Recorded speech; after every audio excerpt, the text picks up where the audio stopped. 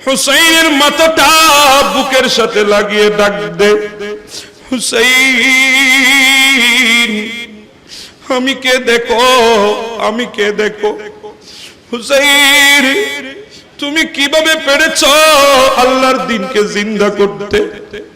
হুসাইন তুমি কিভাবে পেরেছো আখিরি নবীর উম্মতকে সাহারা দিতে? তুমি কিভাবে পেরেছো একদিকে আলী আকবরের লাশ, আর একদিকে আসগরের লাশ, আর একদিকে মুহাম্মদের লাশ, আর একদিকে কাসেম ইবনে হাসানের লাশ, আর একদিকে আব্বাস ইবনে আলী আলমবরদারের লাশ। এই লাশের ভেতরে তুমি কিভাবে ধৈর্য ধারণ করেছো? আখিরি নবীর উম্মতকে কিভাবে নাজাত দান করেছো? হুসাইন আমার সাথে রাগ করো না, আমার সাথে রাগ করো না। হুসাইন তুমি আমাকে বলেছিলা আমি যখন কারবালাতে শহীদ হব আপনি আমার সামনে চলে আসবেন, আমার গলার মধ্যে ছুরি চলবে, আমি আপনার দিকে তাকিয়ে থাকবো। দেখো আমি তো কারবালায় এসেছিলাম, তোমার রক্ত কারবালায় রাখি নাই, শরীরে উঠিয়ে নিয়েছি। আমি তোমার নানা মুহাম্মদ রাসূলুল্লাহ। আল্লাহু আকবার, আল্লাহু আকবার। হুসাইন চক্ষুগুলো দেখো আমি তোমার নানা রাসূলুল্লাহ। হুসাইন দেখো আমার দাড়ির মধ্যে রক্ত, আমার পাগড়ির মধ্যে রক্ত, আমার শরীরের মধ্যে রক্ত। হুসাইন তুমি চিন্তা করো না, তোমার একটা রক্তের ফোঁটা বিতা যেতে দেব না। এই কথা বলে কাঁদতে কাঁদতে মাথা মুবারক ওনার কাছ থেকে আরেকজন হাতে নিলেন। উনি নিয়ে বলছে হুসাইন তুমি আমার সাথে রাগ করো না। হুসাইন আমি জানতাম তুমি কুফার জমিনে কারবালায় শাহাদাত বরণ করবে, এই জন্য তোমার আগে আমি কুফার জমিনে এসে শাহাদাত বরণ করে কুফার জমিনের ভেতরে শুয়ে আছি। কিয়ামত পর্যন্ত তোমাকে বুকের সাথে লাগিয়ে ঘুমাবো। হুসাইন দেখো আমি তোমার বাবা মাওলা আলী শেরে খুদা।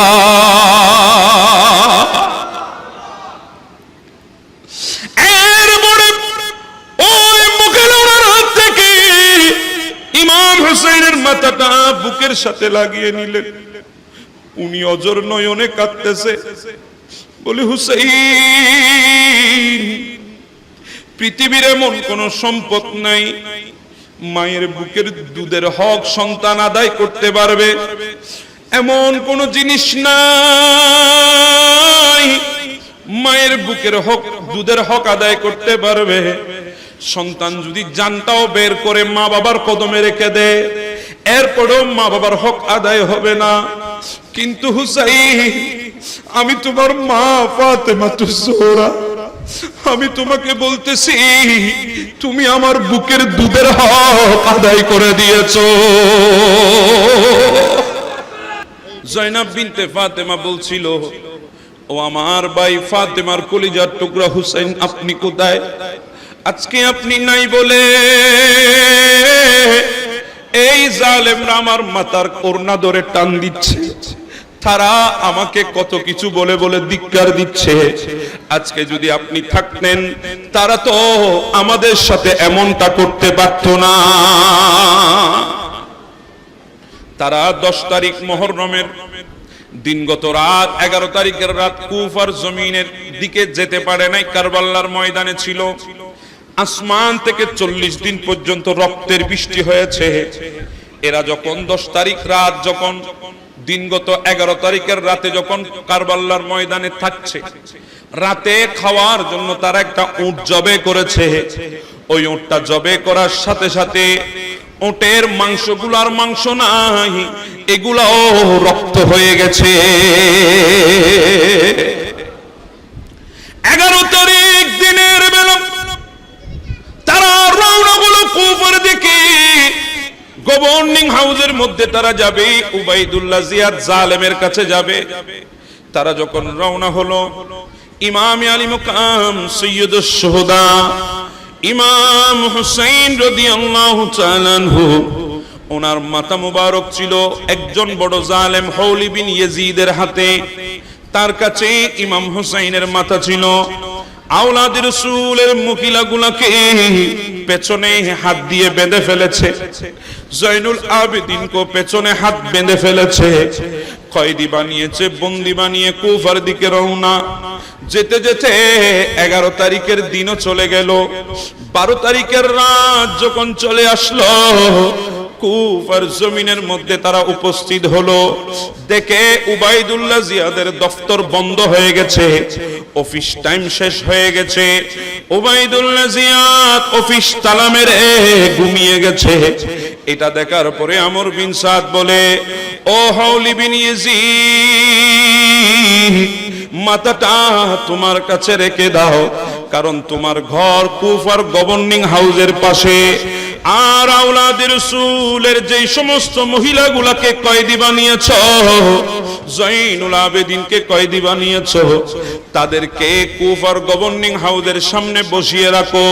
তারা এখানে বসা থাক, আমরা আমাদের ঘরের মধ্যে গিয়ে ঘুমিয়ে যাই। কয়েকজন তাদেরকে পাহারা দাও। আর হাউলি বিন ইয়াজিদ, তুমি মাথাটা নিয়ে ঘরে চলে যাও। হাউলি সে মাথাটা একটা থলের মধ্যে নিয়ে যখন ঘরের মধ্যে গেল, বিবিকে গিয়ে বলে, বিবি কি এনেছি দেখো, তোমার জন্য কি এনেছি। বিবি খুশি হয়ে ঘর থেকে বের হলো। না জানি আমার স্বামী আমার জন্য স্বর্ণ এনেছে, না জানি আমার স্বামী আমার জন্য হীরার কোনো আংটি, কোনো নাকফুল এনেছে, না জানি আমার স্বামী আমাকে মোহাব্বত করে কোনো কাপড় এনেছে। খুশি মনে ঘরের সামনে যখন গেল, বলে, স্বামী রে, ও হাউলি বিন ইয়াজিদ, তুমি আমার জন্য কি এনেছ? তখন হাউলি থলেটা খুলে দেখাচ্ছে, দেখো ইমাম হুসাইনের মাথা এনেছি। ওই হাউলি বিন ইয়াজিদ, তার স্ত্রীর নাম ছিল নওমার। নওমার ডাক দিয়ে বলে, হাউলি রে, তোর উপরে আল্লাহর লানত। মানুষ ঘরে আসার সময় স্বর্ণ চাঁদি রূপা মণি মুক্তা নিয়ে আসে, কিন্তু তুমি আমার জন্য নবীর কলিজার টুকরা নাতি, যাকে নবী বুকের সাথে জড়িয়ে রাখতো, যাকে নবী কলিজার সাথে বাজিয়ে রাখতো, যেই হুসাইন দুনিয়ার জমিনে সে মায়ের বুকের দুধ পান করে নাই, আমার নবী নিজের মুখে খেজুর দিয়ে চাবিয়ে ওই খেজুর ইমাম হুসাইনের মুখে দিয়েছিল। ওই হুসাইন দুনিয়ায় এসে সর্বপ্রথম মুস্তাফার মুখের তাবাররুক খেয়েছিল। ওই হুসাইনের মাথা নিয়ে এসেছ। ও স্বামী হাউলি, আমি তোমার বিবি নওমার বলছি, তোমার সাথে আমি আর সংসার করব না, তোমার ভাত আমি আর খাবো না, তোমার ঘরে আর আমি থাকবো না। আগামীকাল সকাল হতে দেরি আমি তোমার ঘর ছেড়ে আমি আমার ঘরের মধ্যে চলে যাব। এই কথা শুনে হাউলি ঘরে চলে, ঘর রুমের ভেতরে ঢুকে বিছানার মধ্যে শোয়ার সাথে সাথে ঘুমিয়ে গেল। মাথাটা খাটের নিচে রেখে দিয়েছে, বিছানার নিচে। রাত যখন গভীর, ওই হাউলি বিন ইয়াজিদের স্ত্রী নওয়ার আস্তে আস্তে করে স্বামীর কামরায় যায়, বিছানার নিচ থেকে মাথাটা বের করার পর সুন্দর করে আরেক কামরায় নিয়ে যায়। একটা রেশমি কাপড় খুঁজে সুন্দর একটা থালার উপরে বিছায়। এরপরে ইমাম হুসাইনের মাথাটা সেখানে রাখে। ইমাম হুসাইনের চেহারার মধ্যে রক্ত, দাড়ির মধ্যে রক্ত, গোটা চেহারা মোবারকের মধ্যে বিভিন্ন ধুলাবালি। নওমার এগুলো সুন্দর করে আতর লাগিয়ে নিজের উত্তম একটা কাপড় দিয়ে এগুলো সুন্দর করে মোছা আরম্ভ করে দিল।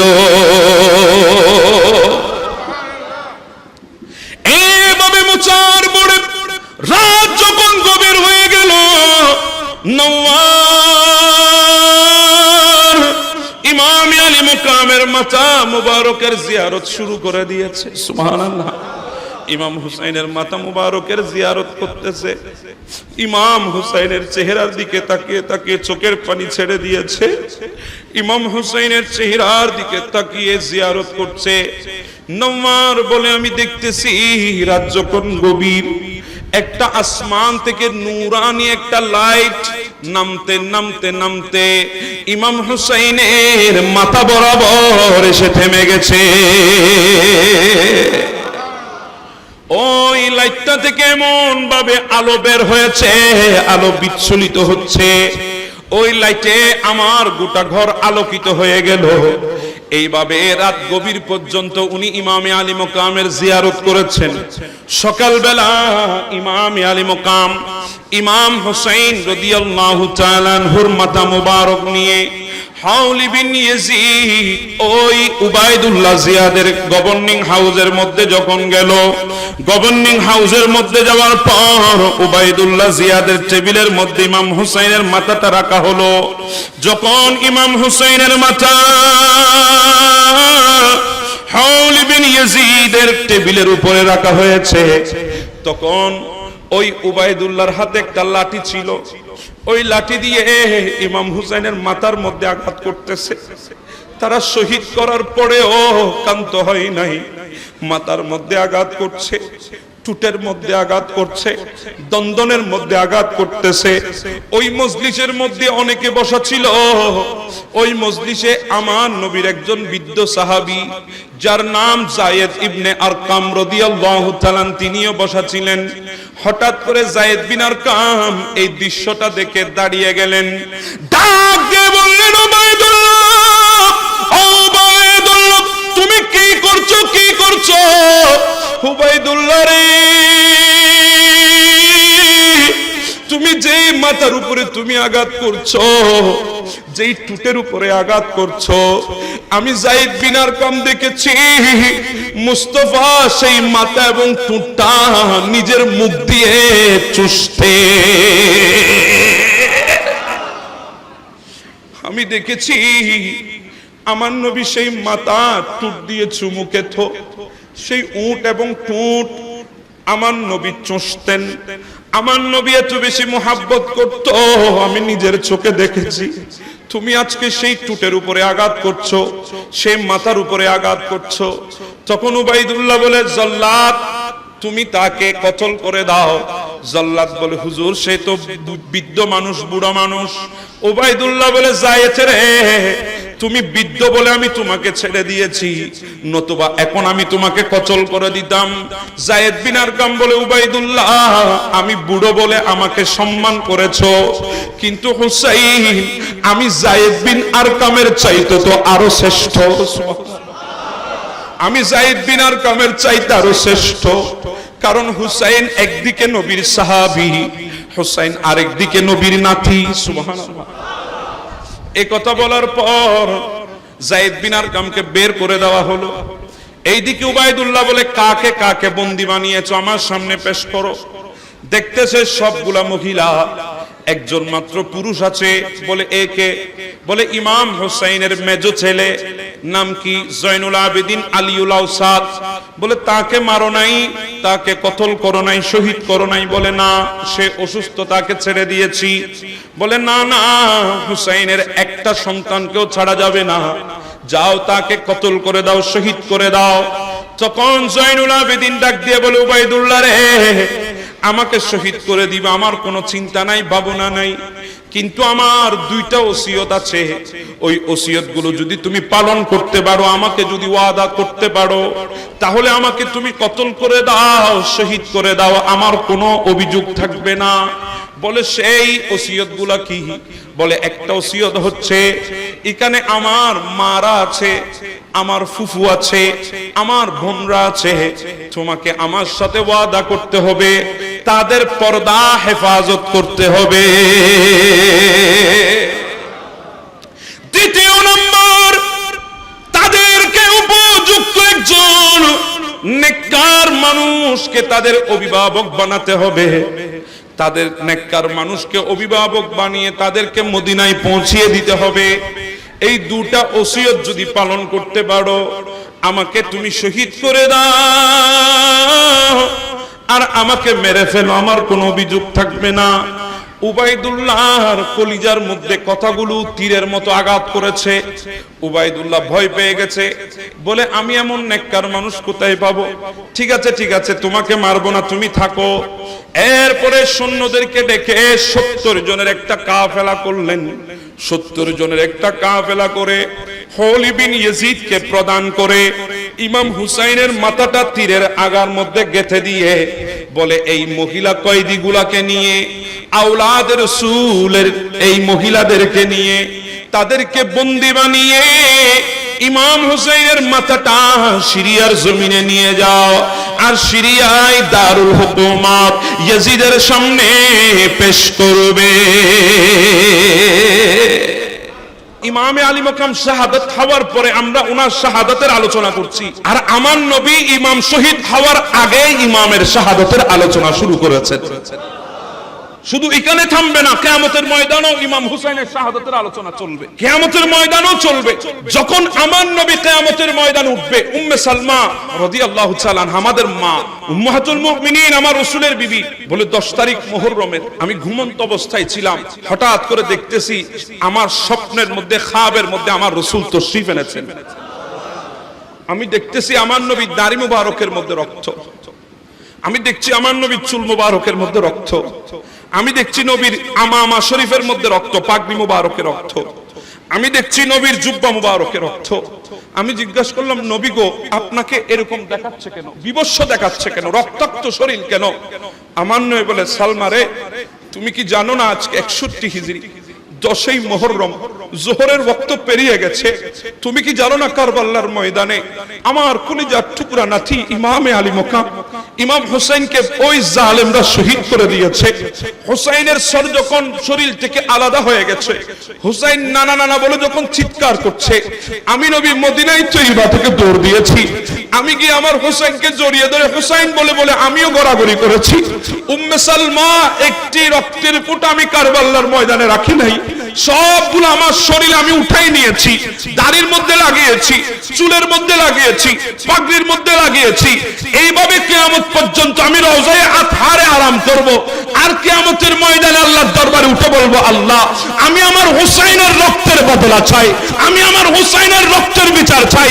এভাবে বলে বলে আমার কোটি কোটি গুনাহগার উম্মতকে জাহান্নাম ক্যান্সেল করে আমি জান্নাতে নিয়ে যাব। তাহলে ইমামের এই শাহাদাত এটাও আমাদের জন্য। এজন্য একজন কবি বড় সুন্দর বলেছেন, সৈয়দনে কারবালা মে ওয়াদে নিভা দিয়ে, সৈয়দনে কারবালা মে वादे निभा दिए दीन मोहम्मद की, दीन मोहम्मद की गुलशन खिला दिए, सैयद ने करबला में वादे निभा दिए। सुबहानाल्लाह। হুসাইন যে ওয়াদা নবীর সাথে করেছে, কারবালাতে ওয়াদা আদায় করে দিয়েছে। আর জোরে বলেন না সুবহানাল্লাহ।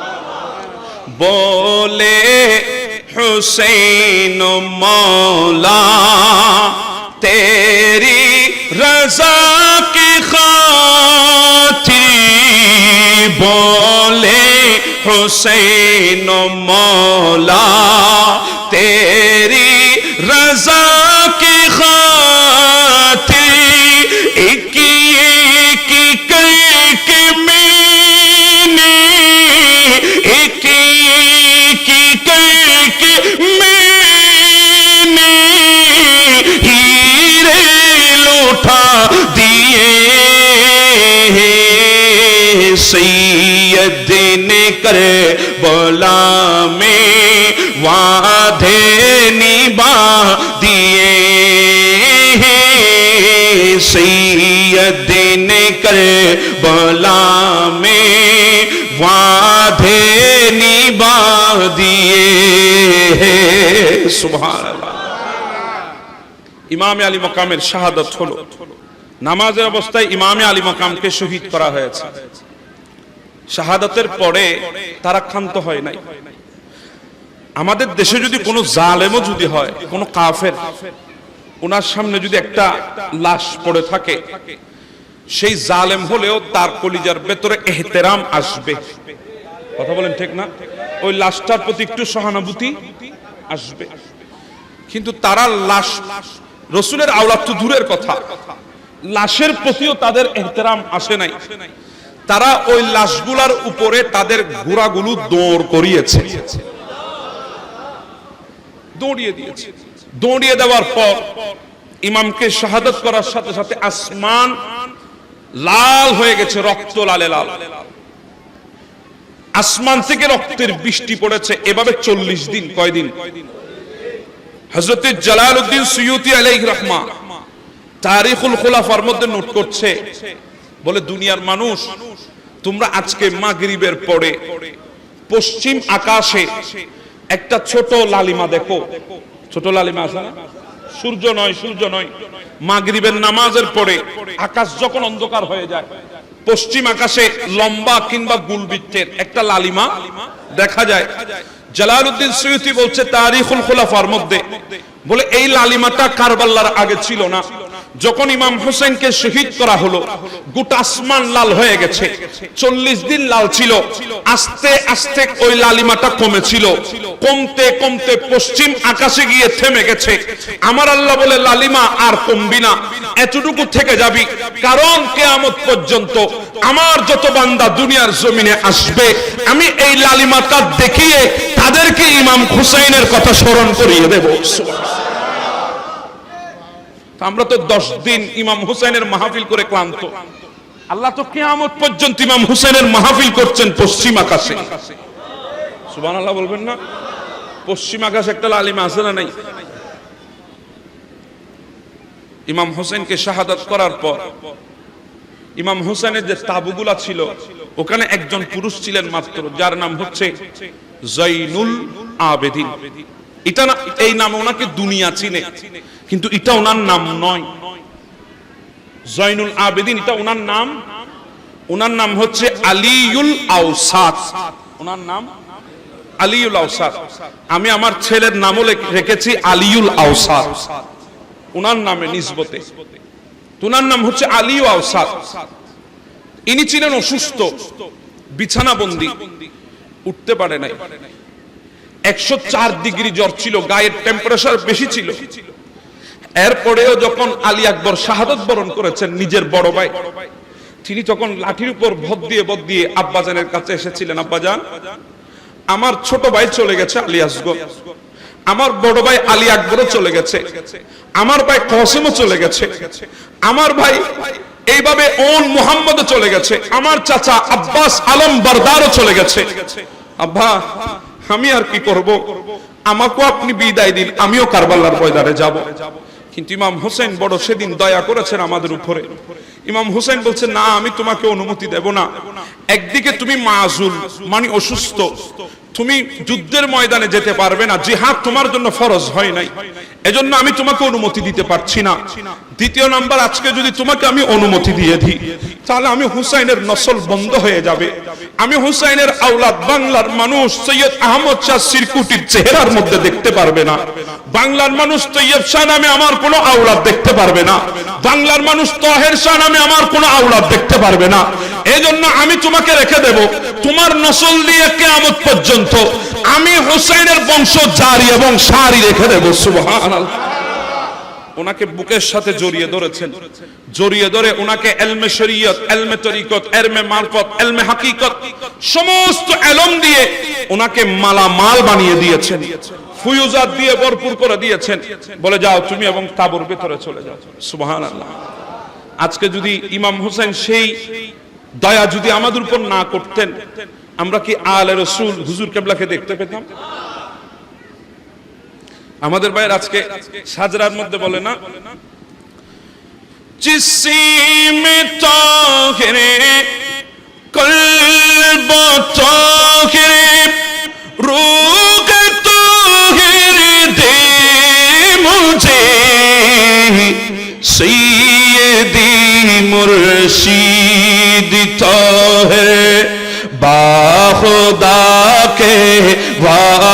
से थे। सुभान अल्लाह। আজকে আমরা বলছি আল্লাহ তুমি আমাদেরকে আমাদের জিসমে তাহের জিসমকে পবিত্র করে দাও, কলব তাহের কলবকে পবিত্র করে দাও, রূহে তাহের আমাদের রূহকে পবিত্র করে দাও। কার উসিলায়? আল্লাহ আমার মুর্শিদে করিম তাহের সাহেব কিবলার উসিলায় আল্লাহ তুমি আমাদের দোয়াকে কবুল করে নাও। আজকে এই দোয়াটা করতে পারছি ইমাম হুসাইনের দয়ার কারণে। কথা বলেন ঠিক না বেঠিক? এরা আসলেন তাবুর দিকে, ওখানে ইমাম হুসাইনের বিবি রুবাব ছিল, ওখানে ইমাম হুসাইনের বিবি শাহের বানু ছিল, ওখানে ইমাম হুসাইনের বোন জয়নাব বিনতে ফাতেমা ছিল, আর অনেক আহলে বাইতে রাসূলের অনেক মহিলারা ছিলেন যারা পর্দানশীন। ইমাম হুসাইন যতক্ষণ ছিলেন তারা তাবুর দিকে আসার সাহস করে নাই। হুসাইনকে যখন শহীদ করেছে তারা আগুন নিয়ে তাবুর দিকে এসেছে, এসে তাবুর মধ্যে আগুন ধরিয়ে দিয়েছে, গোটা তাবু জ্বলে পুড়ে ছারখার। জয়নুল আবেদিন বিছানা থেকে উঠতে পারে না।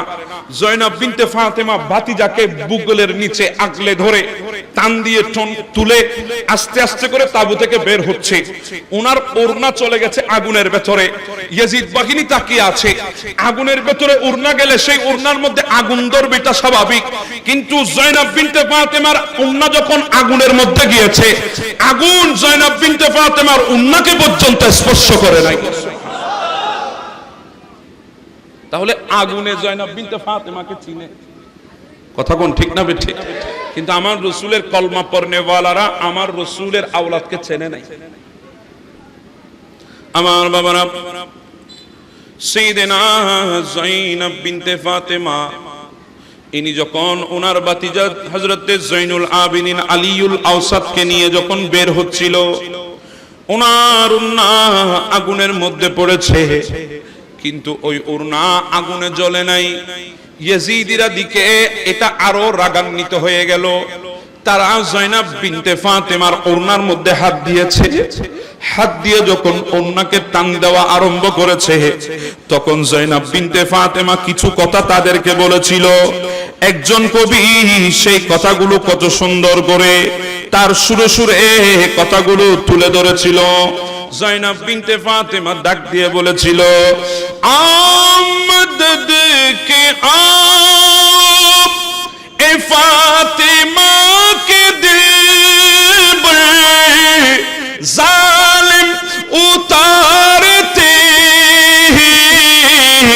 ज़ैनब की सर से चादर करते ही चूटी खानी मजबूर नातवा से पानी भी खून बहकर बरसात हुआ से माँ से।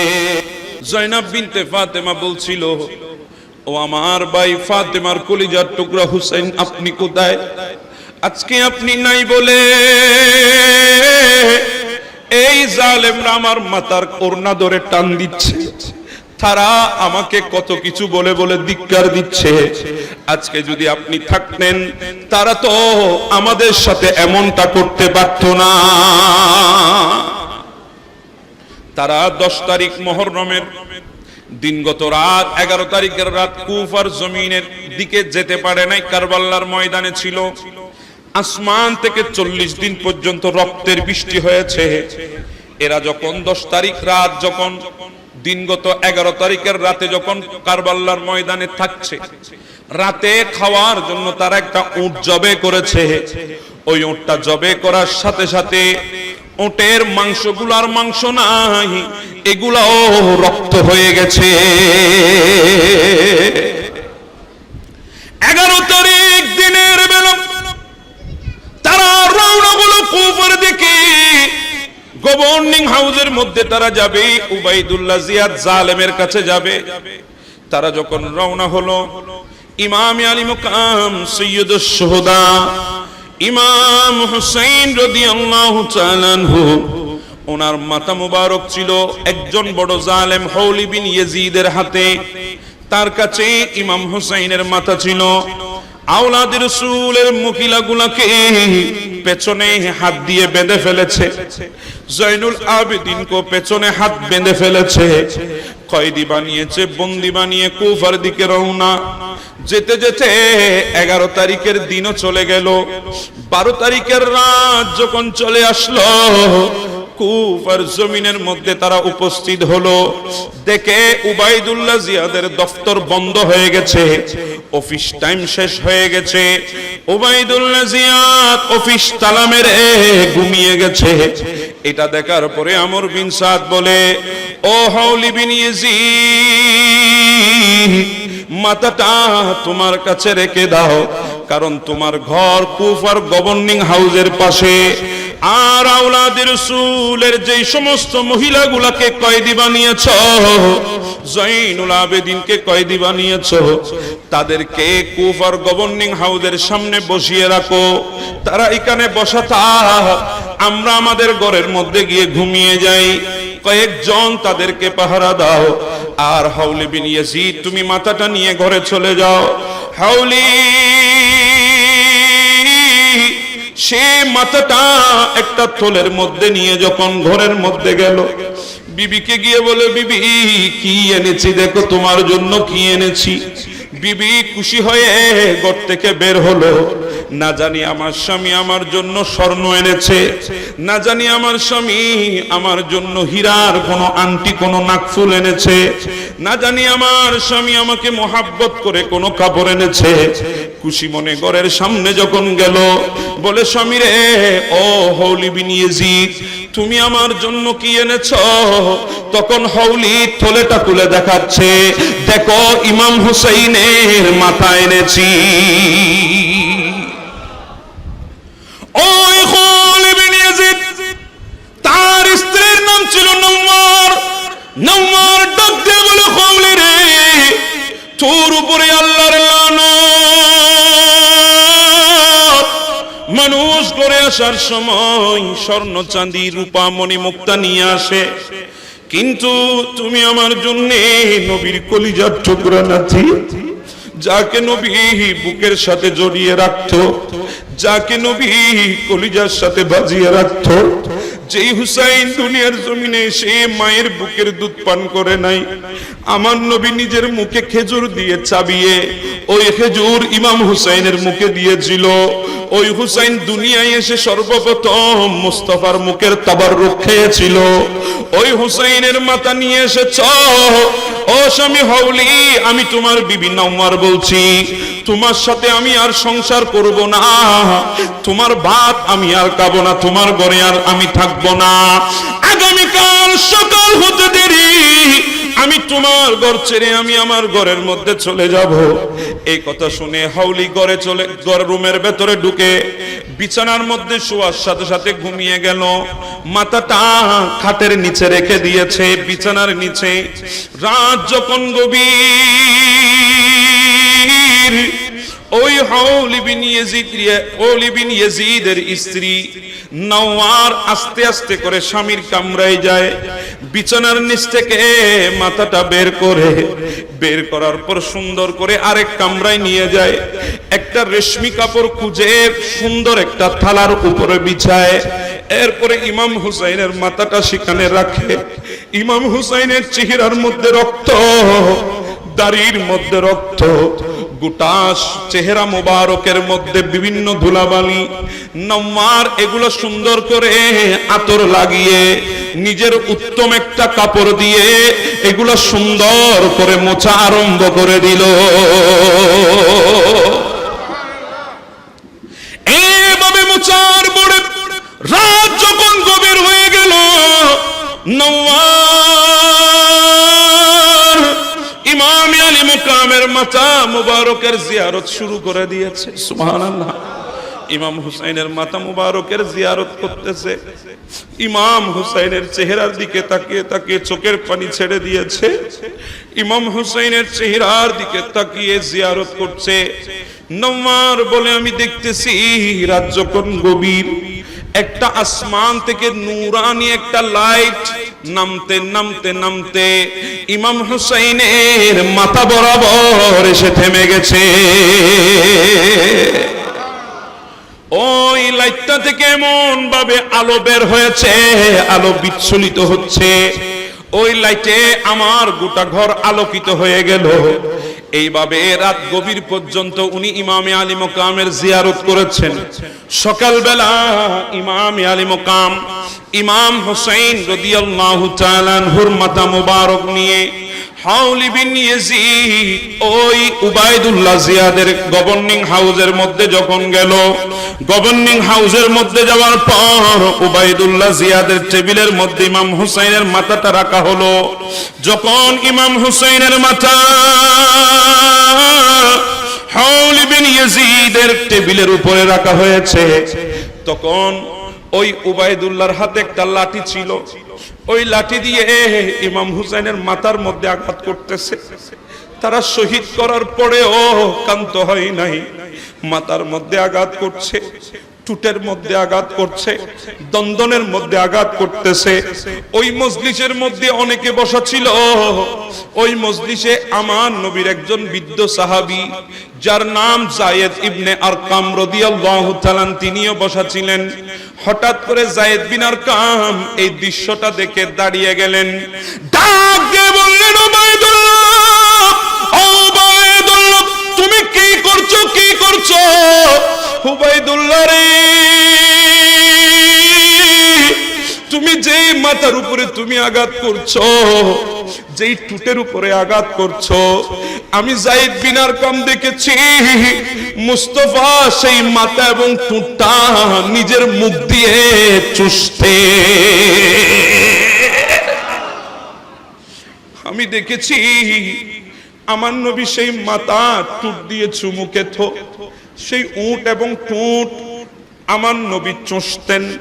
আমার নবী এত বেশি মোহাব্বত করত, আমি নিজের চোখে দেখেছি। তুমি আজকে সেই টুটের উপরে আঘাত করছো, সেই মাথার উপরে আঘাত করছো।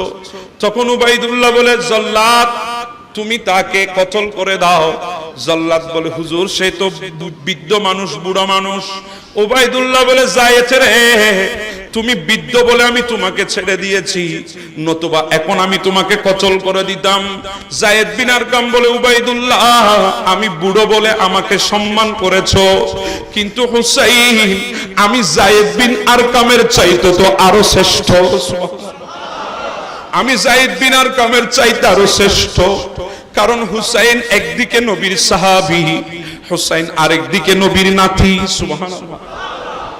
এই কথা বলার পর যায়েদ বিন আরকামকে বের করে দেওয়া হলো। এইদিকে উবাইদুল্লাহ বলে, কাকে কাকে বন্দী বানিয়েছো আমার সামনে পেশ করো। দেখতেছে সবগুলা মহিলা, একজন মাত্র পুরুষ আছে। বলে, একে? বলে, ইমাম হুসাইনের মেজো ছেলে, নাম কি? জয়নুল আবেদিন আলিউল আওসাদ। বলে, তাকে মারো নাই, তাকে কতল করো নাই, শহীদ করো নাই? বলে, না, সে অসুস্থ, তাকে ছেড়ে দিয়েছি। বলে, না না, হুসাইনের একটা সন্তানকেও ছাড়া যাবে না, যাও তাকে কতল করে দাও, শহীদ করে দাও। তখন জয়নুল আবেদিন ডাক দিয়ে বলে, উবাইদুল্লাহ রে, আমাকে শহীদ করে দিবা, আমার কোনো চিন্তা নাই, ভাবনা নাই, কিন্তু আমার দুইটা ওসিয়ত আছে। ওই ওসিয়ত গুলো যদি তুমি পালন করতে পারো, আমাকে যদি ওয়াদা করতে পারো, তাহলে আমাকে তুমি কতল করে দাও, শহীদ করে দাও, আমার কোনো অভিযোগ থাকবে না। বলে, সেই ওসিয়ত গুলা কি? বলে, একটা ওসিয়ত হচ্ছে, এখানে আমার মারা আছে, আমার ফুফু আছে, আমার বোনরা আছে, তোমাকে আমার সাথে ওয়াদা করতে হবে, তাদের পর্দা হেফাজত করতে হবে। দ্বিতীয় নম্বর, তাদেরকে উপযুক্ত একজন নেককার মানুষকে তাদের অভিভাবক বানাতে হবে। তাদের নেককার মানুষকে অভিভাবক বানিয়ে তাদেরকে মদিনায় পৌঁছিয়ে দিতে হবে। এই দুটা ওসিয়ত যদি পালন করতে পারো, আমাকে তুমি শহীদ করে দাও আর আমাকে মেরে ফেলো, আমার কোনো অভিযোগ থাকবে না। উবাইদুল্লাহর কলিজার মধ্যে কথাগুলো তীরের মতো আঘাত করেছে। উবাইদুল্লাহ ভয় পেয়ে গেছে। বলে, আমি এমন নেককার মানুষ কোথায় পাবো? ঠিক আছে ঠিক আছে, তোমাকে মারবো না, তুমি থাকো। এরপরে সৈন্যদেরকে ডেকে 70 জনের একটা কাফেলা করলেন। 70 জনের একটা কাফেলা করে হাউলি বিন ইয়াজিদকে প্রদান করে ইমাম হুসাইনের মাথাটা তীরের আগার মধ্যে গেঁথে দিয়ে বলে এই মহিলা কয়েদিগুলাকে নিয়ে, আওলাদ রাসূলের এই মহিলাদেরকে নিয়ে, তাদেরকে বন্দী বানিয়ে ইমাম হুসাইনের মাথাটা সিরিয়ার জমিনে নিয়ে যাও, আর সিরিয়ায় দারুল হুকুমাত ইয়াজিদের সামনে পেশ করবে। ওই 70 জনের প্রধান হচ্ছে হাউলি বিন ইয়াজিদ, ওই জালেম। এই হাউলি ইমাম হুসাইনের শহীদ করেছিল শিমুরজিল জওশন, তার সহযোগী হিসাবে সে ময়দানে কারবালায় কাজ করেছিল হাউলি বিন ইয়াজিদ। নাউজুবিল্লাহ বলবেন না? তাকে প্রদান করলো। দেখেন কত বেইজ্জত করছে আওলাদ রাসূলকে। মাথাটা হাতের মধ্যে দেয় নাই, মাথাটা দিয়েছে একটা তীরের মধ্যে গেঁথে, এবং বলছে যাওয়ার সময় এটাকে উপরে ধরবে, মিছিল করে করে যাবে, মানুষকে দেখাবে যে ইয়াজিদের বিরুদ্ধে গেলে কি হয়। নাউজুবিল্লাহ বলবেন না? আওলাদ রাসূলের মহিলাগুলাকে বন্দী বানিয়েছে, কয়েদি বানিয়েছে, ঘোড়ার উপরে, বাহনের উপরে তুলে রওনা করেছে। তারা যাচ্ছে, যেতে যেতে অনেকটা দূর চলে গেল। রোদের তীব্রতা এত বেশি, গরমের তীব্রতা তারা সহ্য করতে পারে নাই। তারা বলে, ও হাউলি, গরম তো বেশি পড়ছে, রোদের তাপ বেশি। বলে ঠিক আছে, একটা গাছের ছায়া খুঁজে নাও।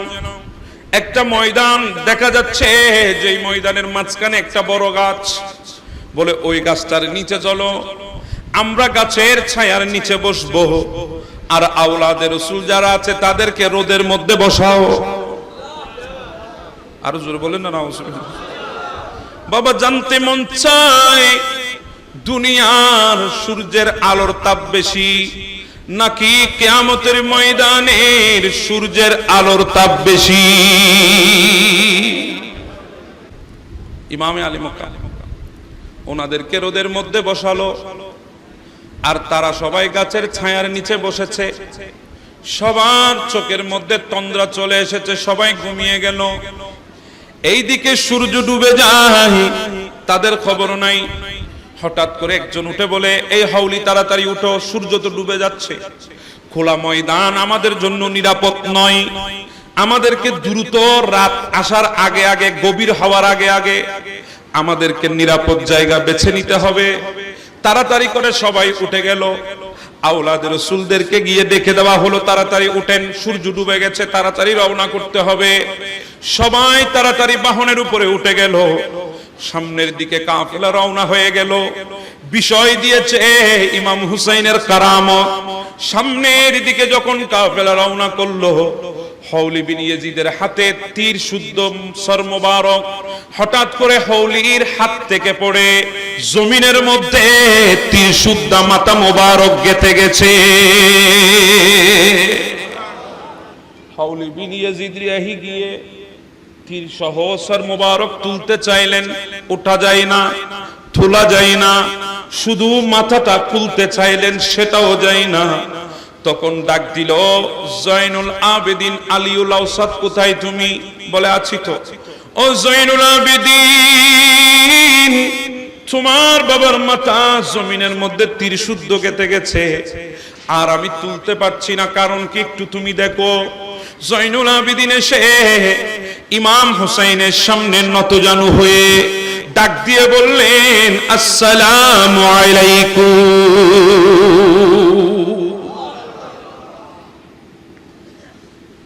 জিন্দা না মুর্দা? জি বলেন না, জিন্দা না মুর্দা? জয়নুল আবেদিন সালাম দিলেন। গোটা দুনিয়া দেখে আছে, ইয়াজিদ বাহিনী দেখে আছে, শরীর নাই। দর মোবারক কারবালার ময়দানে শুধু মাথাটা আছে, তাও 2 দিন হয়ে গেছে। ওই মাথা মোবারকের ঠোঁট এবং ওঁট নেড়ে নেড়ে সালামের জবাব দিচ্ছে, ওয়া আলাইকুমুস সালাম। জয়নুল আবেদিন ডাক দিয়ে জিজ্ঞাসা করলেন, বাবা রে, ও আমার ইমাম, ইমামে পাক, ইমাম হুসাইন, আপনার এই সর মোবারক মাটির মধ্যে কেন গেঁথে গেল? আপনি কেন উঠতেছেন না? আমার হুসাইন ডাক দিয়ে বলে, জয়নুল আবেদিন, তোমার ফুফি কোথায়? বলে আছে তো বাহনের উপরে।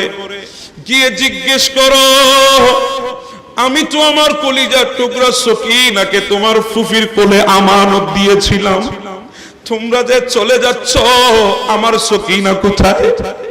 আমার সকিনা তো তোমাদের সাথে বাহনের মধ্যে নাই। জয়নুল আবেদিন দৌড় দিলেন ফুফির কাছে, ও ফুফি, আমার বোন সকিনা কই? তালাশ করে দেখে সকিনা তো আমাদের সাথে নাই। মনে হয় যেখানে আমরা বিশ্রাম নিয়েছিলাম তাড়াহুড়া করতে গিয়ে সকিনাকে ফেলে চলে এসেছি। আবার কাফেলা ওয়াপেস সেই মাঠের মধ্যে গেল, চারিদিকে সকিনাকে খুঁজতেছে। দেখা যায় সকিনা ওই ময়দানের এক কিনারে একজন বুরকা পরিহিত মহিলা সকিনাকে কুলের মধ্যে নিয়ে ঘুম পাড়িয়ে দিচ্ছে। জয়নব বিনতে ফাতিমা তিনি ওই মহিলার কাছে গেল, যাওয়ার পরে ডাক দিচ্ছে, মা আপনি কে? আপনার বাড়ি কোথায়? বলে আমার বাড়ি তো কুফার জমিনে নয়, আমার বাড়ি এই এলাকার আশেপাশেও নয়, আমার বাড়ি হচ্ছে মদিনা শরীফ। আমি তো দুনিয়ার জমিনে নাই, আমি তো জান্নাতুল বকি শরীফের মধ্যে আছি। ও জয়নব, তুমি কি আমাকে চেনো নাই? বলে না, আমি তো চিনি নাই। একথা বলতে না বলতে নেকাবখানা তুলে দিলেন। জয়নব বিনতে ফাতেমা দেখছে এটা কোনো সাধারণ মহিলা নয়, খাতুনে জান্নাত ফাতেমা।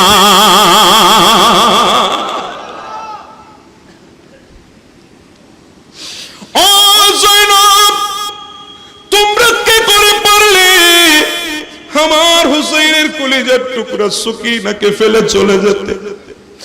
সকিনা তোমাদেরকে না দেখে হাও মাও করে যখন কাঁদছিল, আমি আর জান্নাতুল বকির মধ্যে থাকতে পারি নাই।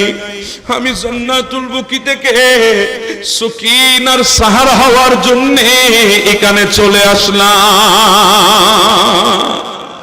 क्यों फातिमा ज़हरा को रुलाती हो कफन में, क्यों फातिमा ज़हरा को रुलाती हो कफन में, दो फूलो तो रहने दे मोहम्मद की चमन में। अल्लाहुम्मा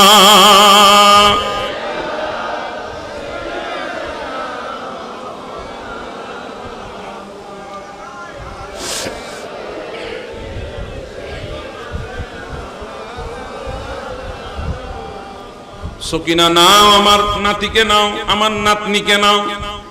খবরদার আমার সকিনা যাতে তোমাদের কাছ থেকে হারিয়ে না যায়। আমার হুসাইন সকিনাকে বড় মোহাব্বত করে, সকিনা হুসাইনের বড় আদরের কন্যা। এই কথা বলে জয়নব বিনতে ফাতেমার কোলে তুলে দিলেন।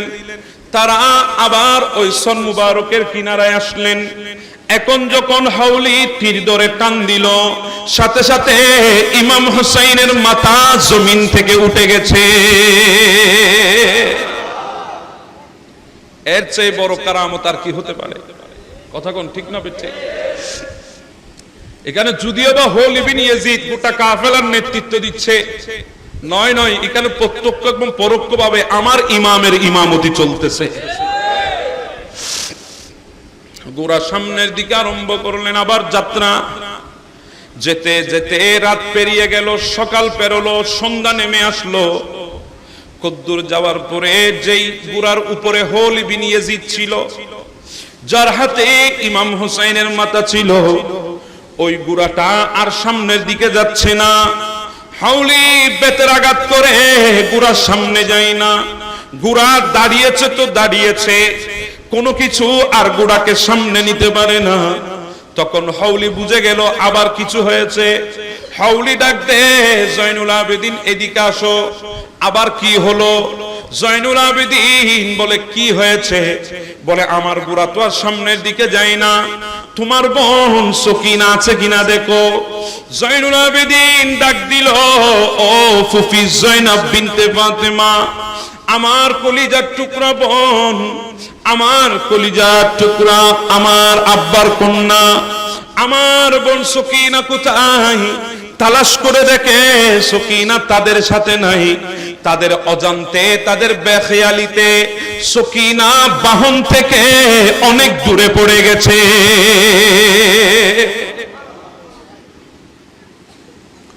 আবার সবাই পেছনের দিকে গেল, গিয়ে দেখতেছে সকিনা রাস্তার মধ্যে পড়ে পড়ে কাঁদছে। জয়নব বিনতে ফাতেমা গিয়ে কুলের মধ্যে তুলে নিলেন। এবার যখন আসলো, ওই হাউলি গুড়ার লাগাম ধরে যখন টান দিলেন, এবার গুড়া সামনের দিকে রওনা শুরু করেছে। যেতে যেতে একটা গির্জার পাশাপাশি বরাবর গির্জা আছে না, বিরাট গির্জা, ওই গির্জার একটা দেওয়াল ছিল। ওই দেওয়ালের বয়স 500 বছর। 500 বছর, 500 বছর আগের দেওয়াল। ওই দেওয়ালের মধ্যে আরবি ভাষায় একটা কথা লেখা আছে, আতারজু উম্মাতুন কাতালাত হুসাইনা শাফাআতা জাদ্দি ইয়াউমাল হিসাব। যারা আমার নাতি হুসাইনকে শহীদ করবে, তারা কিভাবে আমি নবীর সুপারিশ আশা করতে পারে? আরো জোরে বলেন না সুবহানাল্লাহ। এভাবে যেতে যেতে যেতে, অনেক লম্বা কথা, আমি সংক্ষেপ করছি। সিরিয়ার মধ্যে আসলো। সিরিয়ার ঢুকার সময় একটা বাজার আছে। ওই বাজারে যখন আসলো, দেখতেছে কিছু মাথা মুবারক আর কিছু বন্দী। সিরিয়ার মানুষ জানে না এরা কারা, কারণ তখন তো উন্নত মানের কোনো স্যাটেলাইট নাই, উন্নত মানের কোনো মিডিয়া নাই, উন্নত মানের কোনো তথ্য প্রযুক্তি ছিল না যে সনহরার জমিনে কি হচ্ছে এগুলা সৌদি আরবে বসে বসে বলতে পারবে। এরকম প্রযুক্তি ছিল না। তো কুফার জমিনে কি হয়েছে সিরিয়ার মানুষ এগুলা জানে না। তারা বলছে, কিরে এগুলা কার? আচ্ছা বলেন, একটা হাত থেকে যদি আঙ্গুল কেটে যায় জমিনে পড়ে, এখানে অনেক মানুষ আছে ভয়ে পালিয়ে যাবে না? একটা মানুষের আঙ্গুল পড়ে গেছে কেটে, সেখানে যদি মাথা পড়ে যায় সবাই বিস্মিত হয়ে যাবে, সবার ভেতরে আতঙ্ক সৃষ্টি হয়ে যাবে। তো কুফার থেকে যখন এতগুলো মাথা গেল, বন্দি গেল, কয়েদি গেল, কুফার ওই সিরিয়ার মানুষের ভেতরে আতঙ্ক সৃষ্টি হয়েছে, কিরে এগুলা কারা? সবাই ঘর থেকে বের হয়েছে, মহিলারা ছাদের উপরে উঠেছে, এভাবে সবাই দেখতেছে। কিন্তু তারা বলতেছে না এগুলা যে আওলাদের রাসূলের মহিলা, এগুলা আওলাদের রাসূলের মাথা, এটা ইমাম হুসাইন, এগুলা বলতেছে না।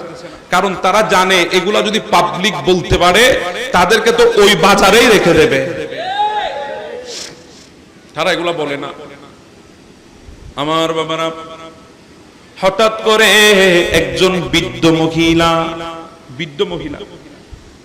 লাঠির উপর বট দিয়ে আস্তে আস্তে ওই কাফেলার সামনে এসে দাঁড়িয়ে গেল।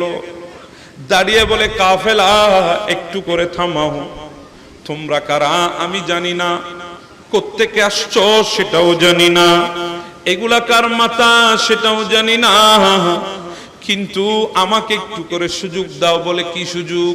বলে, তোমার কাফেলার মধ্যে যারা মহিলা আছে আমি তাদেরকে একটু মেহমানদারি করব। ওই বৃদ্ধ মহিলা খানা পিনার ব্যবস্থা করেছে, খেজুরের ব্যবস্থা করেছে, গোশতের ব্যবস্থা করেছে, রুটি পরোটা হালুয়ার ব্যবস্থা করেছে, উন্নত মানের খাবারের ব্যবস্থা করেছে। এগুলা তার খাদেমাদেরকে নিয়ে ওই কয়েদি মহিলাদের সামনে নিয়ে আসলো, নিজের হাতে তাদেরকে তুলে দিতে লাগলো, তাদেরকে মেহমানদারি করছে। তখন যায়নাব বিনতে ফাতেমা জিজ্ঞাসা করে, মা আপনার নাম কি? বলে, মা আমার নাম হচ্ছে ফিজ্জা, আমি একজন খ্রিস্টান মহিলা ছিলাম।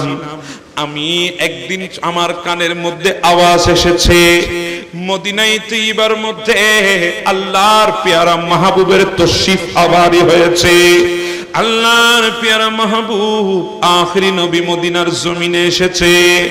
এই কথা শোনার পর আমি আমার বাবাকে বললাম, বাবা আর দেরি করব না, আমরা মদিনায় যাব, আল্লাহর পেয়ারা নবীর হাতে হাত দিয়ে কলমা পড়ে নেব। ওই ফিজ্জা মহিলা বলে, আমার কানের মধ্যে আওয়াজ আসলো মদিনায় রাসূলুল্লাহ তশরিফ এনেছেন। আমি আমার বাবাকে নিয়ে মদিনায় চলে গেলাম। যাওয়ার পর আমি দেখছি মদিনার মধ্যে আল্লাহর নবী মাহবুব নবী সাল্লাল্লাহু আলাইহি ওয়াসাল্লাম নাই। উনি কোনো এক কাজে মদিনার বাহিরে সফরে গেছে। মানুষজনকে জিজ্ঞাসা করলাম, মানুষজন বলে আসতে কয়েকদিন টাইম লাগবে, কিন্তু তুমি কে, রাসূলুল্লাহকে কেন খুঁজছো? বলে আমি একজন খ্রিস্টান মহিলা, আমি সিরিয়ার জমিন থেকে এসেছি, দামেস্কের জমিন থেকে, আল্লাহর নবীর হাতে হাত দিয়ে কলমা পড়ার জন্য। তখন মানুষরা আমাকে বলছে, ও ফিজ্জা খ্রিস্টান মহিলা, তুমি কেন দেরি করতেছো? আল্লাহর নবী না থাকলে কি হবে? আল্লাহর নবীর কলিজার টুকরা খাতুনে জান্নাত ফাতেমা তো আছে। যাও তুমি ফাতেমাতুজ জোহরা তৈয়বাত তাহিরাজ জোহরা হযরতে খাতুনে জান্নাত ফাতেমাতুজ জোহরার হাতে হাত দিয়ে কলমা পড়ে নাও। আমি গেলাম ওনার হুজরায়ে পাকের সামনে, অনুমতি চাইলাম, আমাকে অনুমতি দেওয়া হলো। আমি যখন ঘরের ভেতরে ঢুকলাম, মা ফাতেমাতুজ জোহরার চেহারা দেখলাম। ও কয়েদি মহিলা, আল্লাহর কসম করে বলতেছি, আমি দেখতেছি এটা কোনো সাধারণ নারীর চেহারা নয়, এটা 14 তারিখের পূর্ণিমার চন্দ্র। আমি আর দেরি করি নাই, ওনার হাতে হাত দিয়ে কলমা পড়ে নিলাম। আমি মুসলমান হলাম। আমার বাবাকে বললাম, বাবারে আমি আর সিরিয়ার মধ্যে যাব না, আমি আমার বাকি জীবন মদিনায় কাটিয়ে দেব। আমি খাতুনে জান্নাত সাইয়্যিদাতুন নিসা, জান্নাতের সরদারিনী, নবীর কলিজার টুকরা ফাতেমাতুজ জোহরার খেদমত করব। আমি খাদেম হয়ে যাব, আমি দাসী হয়ে যাব, ফাতেমার খেদমত করব। এই কথা বলে আমি মা ফাতেমার কাছে রয়ে গেলাম। ও কয়েদি মহিলা, মা ফাতেমার 3টা সন্তান ছিল। একজনের নাম হাসান, একজনের নাম হুসাইন, আরেকটা মেয়ে ছিল জাইনাব বিনতে ফাতেমা। আমি তাদেরকে নিয়ে খেলাধুলা করতাম। আমার মার কিছু কাজ কারবার আমি সহযোগিতা করতাম। এইভাবে খুব ভালোই আমার দিন যাচ্ছিল। কিন্তু হঠাৎ করে একদিন গোটা পৃথিবীর অন্ধকার হয়ে গেছে, গোটা পৃথিবীর সূর্য ডুবে গেছে। কারণ আল্লাহর পেয়ারা মাহবুব আখিরি নবী রাসূল করিম ইন্তেকাল করেছে। গোটা আসমানে দুনিয়া অন্ধকার হয়ে গেছে, সাহাবীরা পাগল পারা হয়ে গেছে। আমার রাসূলের বিদায় মা ফাতেমা সহ্য করতে পারে নাই। তিনি রাসূলের ইন্তেকালের দিন থেকে কান্না শুরু করেছে। কাঁদতে কাঁদতে 6 মাস পর্যন্ত অনবরত চোখ দিয়ে পানি ফেলেছে। শেষমেশ কাঁদতে কাঁদতে শরীর দুর্বল হয়ে গেল। উনিও দুনিয়া থেকে যায় অবস্থা, সাকারাতের বিছানায় পড়ে গেছে। আমি বললাম, মা আপনি যদি দুনিয়ায় না থাকেন আমি আর মদিনায় থাকবো না, আমিও আমার বাড়ি সিরিয়ায় চলে যাব। কিন্তু মা আমাকে এমন একটা ওসিয়ত করেন যেই ওসিয়ত আমি পালন করতে পারি। তখন আমার মা ফাতেমা আমাকে বলেছিল, ফিজ্জারে কোনো এক সময় তোমার ঘরের সামনে দিয়ে যদি কোনো কাফেলা আসে, আর ওই কাফেলার মধ্যে যদি কতগুলা মাথা থাকে আর কতগুলা যদি মহিলা কয়েদি থাকে, তুমি দেরি করবা না, তুমি তোমার যা সামর্থ্য আছে ওগুলা দিয়ে তাদেরকে মেহমানদারি করিও।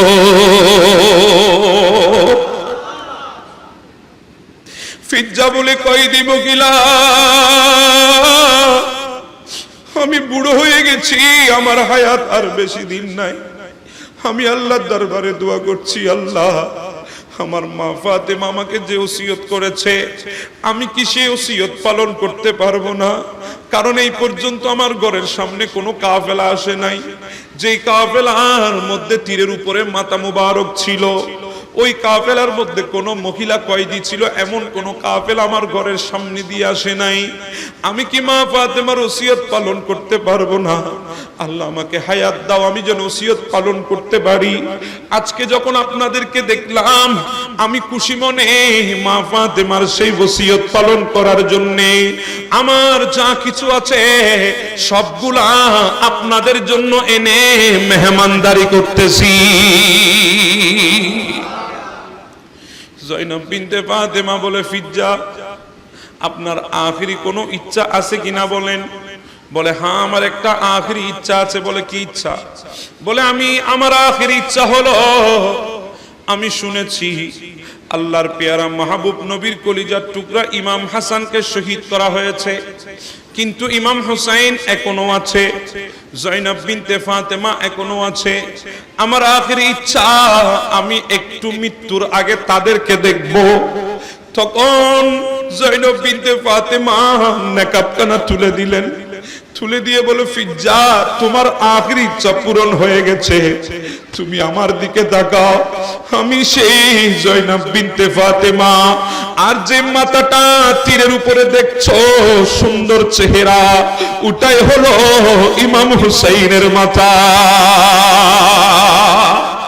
ফিজ্জা আল্লাহু আকবার বলে ডাক দিল, ডাক দিয়ে বলে, আল্লাহ, আমার মা ফাতেমা বুঝি আমাকে নিজের মেয়েকে মেহমানদারি করার জন্য ওসিয়ত করেছে। আমার মা আমাকে এই জন্য ওসিয়ত করেছে, আমি যাতে নিজের কলিজার টুকরা জয়নব বিনতে ফাতেমাকে একটু মেহমানদারি করতে পারি। এই বলে চিৎকার করে করে কাঁদতে কাঁদতে ওই ফিজ্জা বেহুশ হয়ে জমিনে পড়ে গেছে।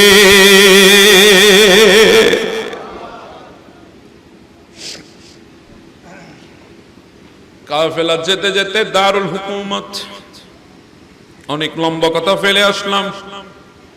দারুল হুকুমতের সামনে গেল ইয়াজিদের দরবারে। ইয়াজিদের সামনের মধ্যে মাথা মুবারক রাখা হলো। ইয়াজিদের হাতের মধ্যে একটা ছুরি ছিল, সেই ছুরির দাঁত দিয়ে ইমাম হুসাইনের মুখের উপরে আঘাত করতেছে। হুসাইন কেমন লাগে? বলেছিলাম বায়াত হয়ে যাও, হলে না, এখন কেমন লাগে? এভাবে হুসাইনের ঠোঁটের উপরে আঘাত করতেছে আর বলতেছে, সৈন্যরা 3 দিন পর্যন্ত মাথাটা বাজারের মধ্যে লটকায় রেখো। কেমন বেইজ্জত দেখেন! 3 দিন পর্যন্ত মাথাটা বাজারের মধ্যে লটকিয়ে রাখবে, মানুষ যাতে বুঝতে পারে এই ইয়াজিদের বিরুদ্ধে গেলে কি হয়, এটা যাতে দামেস্কবাসী বুঝে যায়, সিরিয়াবাসী বুঝে যায়। এভাবে 3 দিন পর্যন্ত লটকানো ছিল ইমামের মাথা। আর ইয়াজিদ 3 দিন পরে মাথাটা আনার জন্য বললেন। সর মুবারক যখন নিয়ে যাওয়া হলো ইয়াজিদের কাছে, ইয়াজিদ বলে, আজকের রাতে মাথাটা আমার কাছে থাকবে, তোমরা যাও, ঘুমিয়ে যাও। ইমাম হুসাইনের মাথা মুবারক ইয়াজিদের কামরার মধ্যে রাখলেন। ইয়াজিদ স্ত্রীকে নিয়ে ঘুমিয়ে আছে। রাত যখন গভীর, হঠাৎ করে দেখতেছে ইমাম আলী মুকামের মাথা মুবারক থেকে এমন একটি নূর মুবারক বের হয়েছে, গোটা কামরা আলোকিত হয়ে গেছে। এই দৃশ্য ইয়াজিদের বউ খেয়াল করেছে। সে তাড়াতাড়ি স্বামীকে ডাকে, স্বামী ওঠ ওঠ, তাড়াতাড়ি ওঠো। বলে, কি হলো? বলে, দেখো হুসাইনের মাথা মুবারক থেকে কি জানি বের হয়। ইয়াজিদ ভয় পেয়েছে, কিন্তু স্ত্রীকে বুঝতে দিচ্ছে না। বলে, না না, এমন কিছু না, বাহির থেকে কোনো আলো ঢুকেছে মনে হয়, তুমি ঘুমিয়ে যাও। স্ত্রীকে ঘুমাতে বললেও নিজের তো আর ঘুম আসে না, সার অন্তরের মধ্যে ভয় কাজ করতেছে। সকাল হতে না হতে মাথাটা নিয়ে রুম থেকে বের হলো। এই হাউলি বিন ইয়াজিদ, হাউলি বিন ইয়াজিদ, এদিকে আসো, নাও মাথাটা নাও। তোমরা 70 জন এই মাথাটাকে নিয়ে সিরিয়ার মধ্যে আর রাখবো না, এটাকে তাড়াতাড়ি আশকলনের মধ্যে নিয়ে যাও। কত বড় জালেম দেখেন, দেশে দেশে গুরুত্ব দেয়। দেশে দেশে মানুষকে দেখানোর জন্য সেটা ঘুরাচ্ছে। কত বড় জালেম! সে ভয়ে বলে আমি আর রাখবো না, এটা নিয়ে যাও, সিরিয়াও রাখবো না, আশকলনে নিয়ে যাও। তখন তারা 70 জন ওই কুফা থেকে যারা এসেছে তারা বলতেছে, হুজুর আমরা একটু ক্লান্ত পরিশ্রান্ত, আমাদের কাছকে একটু বিশ্রাম নিতে দিন, আমরা আজকে রাত্রে একটু বিশ্রাম নেব, কালকে সকালে আমরা আশকলনে নিয়ে যাব। বলে ঠিক আছে, আমি রাখবো না, এটা তোদের কাছে রাখ। কেমন ভয় তার ভেতরে কাজ করছে। সে বলছে না জানি কখন আবার আল্লাহর গজব নেমে আসে, না তোমাদের কাছে রাখো। তারা মাথাটা রাখলেন। 70 জন সবাই ঘুমিয়ে গেল। এতটুকু মনে রাখেন, এখানে আবার আসবো। ওইদিকে খানায়ে কাবার মধ্যে তাওয়াফ চলতেছে। একজন বান্দা আল্লাহর ঘর খানায়ে কাবার মুলতাজিম, যেটা আল্লাহর ঘরের দরজা, ওই দরজার মধ্যে ধরে ধরে আল্লাহর দরবারে দোয়া করছে, আল্লাহ আমি জানি তুমি আমাকে মাফ করবে না। নাউজুবিল্লাহ। খানায়ে কাবার মধ্যে কয়েকটি জায়গা আছে যেখানে দোয়া করলে 100% দোয়া কবুল হয়ে যাবে। তন্মধ্যে একটি জায়গা হলো মুলতাজিম, আরেকটি জায়গা হলো হাজরে আসওয়াদ, আরেকটি জায়গা হলো মাকাম ইব্রাহিম, আরেকটি জায়গা হলো খাতিমে কাবা, আরেকটি জায়গা হলো মিজাবে রহমত, আরেকটি জায়গা হলো রুকনে ইমান, আরেকটি জায়গা হলো মাতাফ, আরেকটি জায়গা হলো আবে জমজম, আরেকটি জায়গা হলো সাফা মারওয়া। এগুলাতে যদি দোয়া করা হয় দোয়া ফেরত। কথা বলেন, দোয়া ফেরত। তো এই বান্দা দোয়া করতেছে, আল্লাহ আমি জানি তুমি আমার দোয়া কবুল করবে না, আমি জানি তুমি আমার জন্য জাহান্নামকে ওয়াজিব করে দিয়েছো, আমি জানি আমার জন্য জাহান্নাম অবধারিত হয়ে গেছে। এইভাবে যখন দোয়া করতেছে, ওই তাওয়াফকারীর ভেতরে বিশ্ববিখ্যাত একজন মুহাদ্দিস ছিলেন, যার নাম বুখারী শরীফের পাতায় পাতায় আছে। ওনার নাম হচ্ছে সুলাইমান আল আমেশ আল কুফি রাদিয়াল্লাহু তাআলা আনহু। বড় একজন মুহাদ্দিস, বুখারীর পাতায় পাতায় যার নাম মুবারক আছে, সুলাইমান আল আমেশ আল কুফি। ইনি কথাগুলা যখন শুনলেন, তাওয়াফ শেষ করার পরে ওই বান্দাকে ধরলেন, ও আল্লাহর বান্দা, এমন এক জায়গার মধ্যে তুমি দোয়া করতেছো যেখানে দোয়া করলে দোয়া কবুল, আর সেখানে তুমি বলতেছো আল্লাহ আমার দোয়া জানি তুমি কবুল করবে না। সেখানে তুমি বলতেছো আল্লাহ আমি জানি তুমি আমার জন্য জাহান্নাম অবধারিত করেছো। আরে আল্লাহর বান্দা, এখানে তো মানুষ দোয়া করে, আল্লাহ আমি যত বড় গুনাহগার হই না কেন, তোমার রহমত আমার চাই আমার গুনাহ থেকে কোটি কোটি গুণ বেশি, তুমি চাইলে আমার গুনাহ মাফ করে দিতে পারো। এটা তো এই দোয়া করার জায়গা, তুমি এই দোয়া করছো কেন? বলো হুজুর আমি আপনাকে চিনি, আপনার নাম সুলাইমান আল আমেশ আল কুফি, বিশ্ববিখ্যাত মুহাদ্দিস, আমি আপনাকে চিনি, আপনাকে বলতে পারি ঘটনাটা, তবে হুজুর আমি হেরমের ভেতরে বলবো না, আমরা চলেন একটু হেরম থেকে বেরিয়ে যাই। ঠিক আছে চলো। যেতে যেতে অনেক দূর হেরম থেকে বের হয়ে গেছে। সুলাইমান আল আমেশ আল কুফি বলে, আল্লাহর বান্দা দাঁড়াও, এখন বলো। বলে হুজুর আমি হচ্ছি ওই 70 জনের একজন। 70 জনের একজন। বলে কোন 70 জন? বলে যে 70 জন কুফা থেকে ইমাম হুসাইনের মাতা সিরিয়ার জমিনে ইয়াজিদের কাছে এনেছে। সুলাইমান আল আমেশ আল কুফি বলছে, এই জালেম আমাকে তাড়াতাড়ি ছাড়, তোর মতো জালেমের পাশে থাকলে না জানি আল্লাহ আমার উপর গজব নাজিল করতে পারে, তুই এত বড় মলউন, এত বড় জালেম, ছাড় আমাকে তাড়াতাড়ি। বলে হুজুর ঠিক আছে চলে যাবেন, কিন্তু কেন? আমি বলতেছিলাম আল্লাহ তুমি আমার দোয়া কবুল করবে না, আমার জন্য জাহান্নাম রেখেছো, এই কথা আমি কেন বলতেছি সেটা শুনবেন না? বলে হ্যাঁ শুনবো, আমাকে বলো। বলে হুজুর যখন ইয়াজিদ আমাদেরকে বলল আশকলনের মধ্যে ইমাম হুসাইনের মাথা নিয়ে যেতে, মনে আছে আপনাদের? আবার আসলাম, আশকোলানের মধ্যে যখন নিয়ে যেতে বলেছে, আমরা বলেছি নিয়ে যাব, কিন্তু আগামীকাল আজকের রাতে আমরা এখানে থাকবো, একটু ঘুমাবো, সকালবেলায় নিয়ে যাব। বলি হুজুর, তখন ইয়াজিদ আমাদেরকে ইমাম হুসাইনের মাথা মুবারক দিয়ে ফেললো। আমরা ইমাম হুসাইনের মাথাটা নিলাম, নেওয়ার পরে আমরা সেটাকে আমাদের পাশে রেখে আমরা ঘুমিয়ে গেলাম।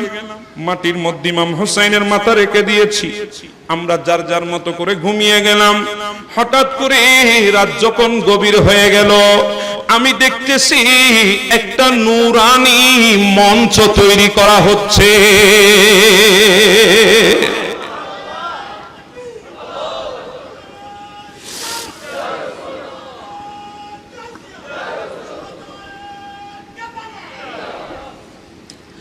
আমি দেখতেছি একটা নূরানি মঞ্চ তৈরি করা হচ্ছে। আমার চিন্তা হলো, কিরে আমি কোন স্বপ্নে দেখছি না বাস্তবে দেখছি? চারিদিকে তাকিয়ে দেখতেছি না, আমি তো বাস্তবেই দেখতেছি। কিন্তু আমার সাথে যে 69 জন আছে সবাই ঘুমন্ত অবস্থায়। আমি তাদেরকে ডাকার জন্য চেষ্টা করলাম, দেখি আমার হাত কাজ করতেছে না। আমি পা নাড়তে চাইলাম, পাও নাড়তে পারছি না। আমি জুবান দিয়ে তাদেরকে ডাকতে চাইলাম, শব্দ বের করতে পারছি না। শুধু চোখ দিয়ে দেখে আছি, আর কিছু করা আমার পক্ষে সম্ভব হচ্ছে না। হুজুর সুলাইমান আল-আমিশ আল-কুফি, আমি দেখতেছি নূরানি একটা মঞ্চ বানানো হলো, সেখানে সোনালী একটা জান্নাত থেকে থালি আনা হলো, জান্নাতে একটা কাপড় বিছানো হলো, সেটার উপরে ইমাম হুসাইনের মাথা মুবারক রাখা হয়েছে।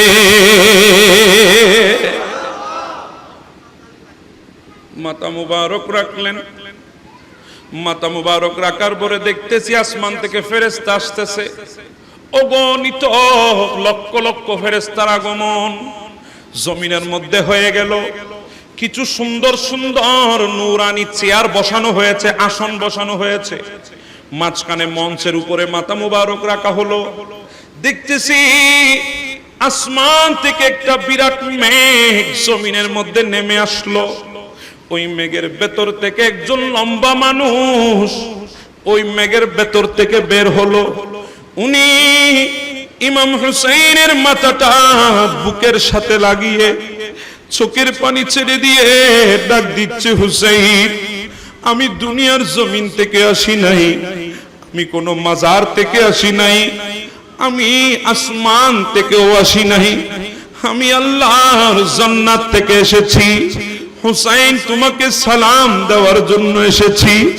হুসাইন, তোমার রক্তের বিনিময়ে দ্বীনকে তুমি কায়েম করেছো, আল্লাহর দ্বীনের ঝান্ডাকে তুমি পুনর্জীবন দিয়েছো। তোমাকে সালাম দেওয়ার জন্য আমি আদমকে আল্লাহ জমিনে পাঠিয়ে দিয়েছে। আল্লাহু আকবার বলুন, আল্লাহু আকবার।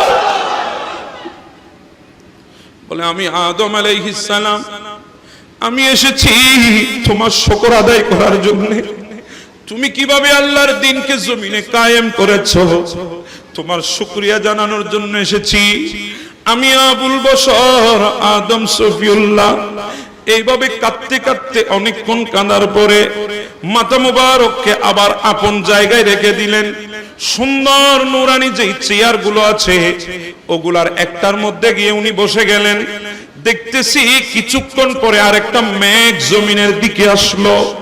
ওখান থেকে আর একজন সুন্দর মানুষ বের হয়েছে। উনি এসে উনি ইমাম হুসাইনের মাথাটা বুকের সাথে ধরলেন। ধরে উনি বেশি কান্নাকাটি করতেছে, ডাক দিচ্ছে, হুসাইন, আমি কে জানো? আমি তোমার বংশের পিতা, আমি তোমার বংশের পূর্বপুরুষ, আমি হচ্ছি ইব্রাহিম খলিলুল্লাহ। হুসাইন, তুমি কিভাবে আল্লাহর ওয়াহদানিয়তের ঝান্ডা উর্দিন করে দিয়েছো? হুসাইন, তোমার রক্তের বদৌলতে আল্লাহর দ্বীন কিভাবে কায়েম হয়েছে। এই জন্য আমি জান্নাত থেকে এসেছি তোমার শুকর আদায় করার জন্য। এইভাবে তিনি অনেকক্ষণ কান্নাকাটি করলেন। ইমাম হুসাইনের মাথাটা আপন জায়গায় রেখে দিলেন। তিনিও নুরানি চেয়ারের একটা চেয়ারের মধ্যে গিয়ে বসে গেলেন। আবার কিছুক্ষণ পরে দেখতেছি আরেকটা মেঘ আসলো। ওই মেঘ থেকে আরেকজন সুন্দর নুরানি চেহারাওয়ালা একজন বের হলো। উনি ইমাম হুসাইনের মাথাটা বুকের সাথে নিয়ে বেশি কাঁদতেছেন। কাঁদতে কাঁদতে বলে, হুসাইন, হুসাইন, আমার কুরবানির বদলা আল্লাহ তোমার থেকে নিয়েছে। হুসাইন, আমি তো মিনার জমিনে 10 জিলহজ আল্লাহর সন্তুষ্টির জন্য কুরবানি হওয়ার জন্য প্রস্তুত ছিলাম। আমি ইসমাঈল আলাইহিস সালাম, আল্লাহ তোমার কুরবানির বদৌলতে আমাকে বাঁচিয়েছে।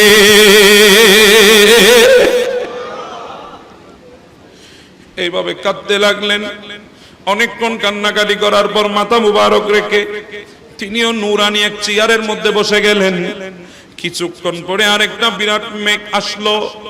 আমি দেখতেছি ওই মেঘ থেকে একজন বাটি মানুষ, খাটো মানুষ, একটা লাঠির উপরে পথ দিয়ে বের হলো। এসে হুসাইনের মাথাটা বুকের সাথে ধরলেন। বলে, হুসাইন, আমি কে তুমি চেনো? আমি জান্নাত থেকে এসেছি। হুসাইন, 10ই মুহররম আমি যখন ফুরাত নদীর তীরে আমার সঙ্গীদেরকে নিয়ে নীল দরিয়ার কিনারে যখন অপেক্ষা করছিলাম, পেছন দিক থেকে যখন ফেরাউন নামে মলউন আমাকে তাড়া করেছিল, আমি সেদিন তোমাদের উসিলা দিয়ে আল্লাহর দরবারে দোয়া করেছিলাম, আমার আল্লাহ আমার জন্য নীল দরিয়ার মাঝখানে ব্রিজ বানিয়ে দিয়েছে। আমি সে মুসা কালিমুল্লাহ।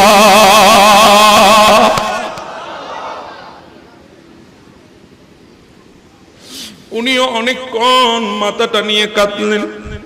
এরপরে মাথা মুবারক রেখে দিল। উনি একটা নৌরানি চেয়ারে গিয়ে বসে গেলেন। কিছুক্ষণ পর আরেকটা মেঘ আসলো। দেখতেছি ওই মেঘ থেকে একজন 34 বছর বয়সের যুবক বের হয়েছে। উনি এসে বলে, হুসাইন, আমি জান্নাত থেকে আসি নাই, আমি জমিন থেকেও আসি নাই, আমি চতুর্থ আসমান থেকে এসেছি, আমি এখনো চতুর্থ আসমানে আছি। হুসাইন, তুমি যে দিনকে প্রতিষ্ঠা করেছো, এই দিন আবার দুর্বল হবে, আমি তোমার এই দিনকে আবার জিন্দা করব। আমি হচ্ছি ঈসা রূহুল্লাহ। তিনি অনেকক্ষণ কাঁদলেন। সর মুবারক রেখে তিনিও চেয়ারের মধ্যে বসলেন। ওই মলউন জালেম সে বলতেছে, ও সুলাইমান আল আমেশ আল কুফি, এবার আমি দেখতেছি বিরাট একটা মেঘ, সামনে পেছনে ডানে আর বামে ফেরেশতার ফেরেশতা। ওই মেঘটা আস্তে আস্তে করে জমিনের দিকে আসলো। হঠাৎ করে মেঘের ভেতর থেকে একজন নূরানি শকিলের মানুষ জমিনের মধ্যে বের হলো, যার চেহারা গোটা দুনিয়ায় আলোকিত হয়ে গেছে। ওনার পেছনে আরেকজন বীর পালোয়ান বের হলো, ওনার পেছনে আরেকজন যুবক বের হলো, ওনার পেছনে আরেকজন মহিলা বের হলো। যিনি প্রথমে বের হয়েছে নূরানি শকিলের মানুষ, উনি এসে হুসাইনের মাথাটা বুকের সাথে লাগিয়ে ডাক দে, হুসাইন, আমি কে দেখো, আমি কে দেখো। হুসাইন, তুমি কিভাবে পেরেছো আল্লাহর দ্বীনকে জিন্দা করতে? হুসাইন, তুমি কিভাবে পেরেছো আখিরি নবীর উম্মতকে সাহারা দিতে? তুমি কিভাবে পেরেছো?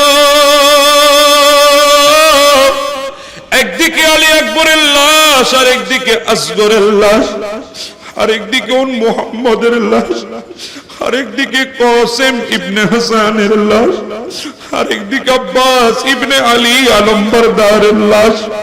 এই লাশের ভেতরে তুমি কিভাবে ধৈর্য ধারণ করেছো? আখিরি নবীর উম্মতকে কিভাবে নাজাত দান করেছো? হুসাইন, আমার সাথে রাগ করো না, আমার সাথে রাগ করো না।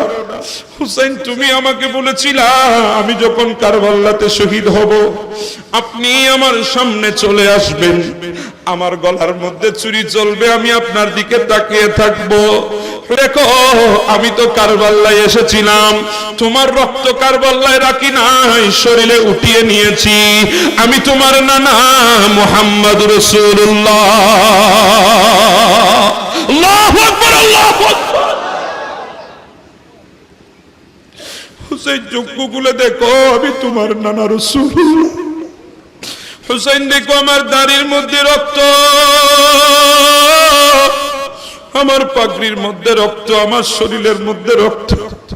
হুসাইন তুমি চিন্তা করো না, তোমার একটা রক্তের ফোঁটা বিতা যেতে দেব না।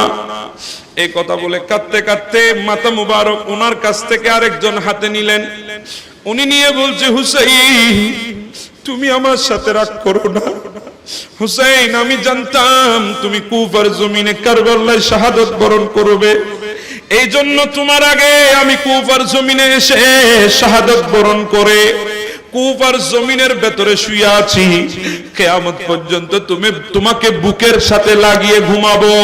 হুসাইন দেখো আমি তোমার বাবা মাওলা আলী শেরে খুদা।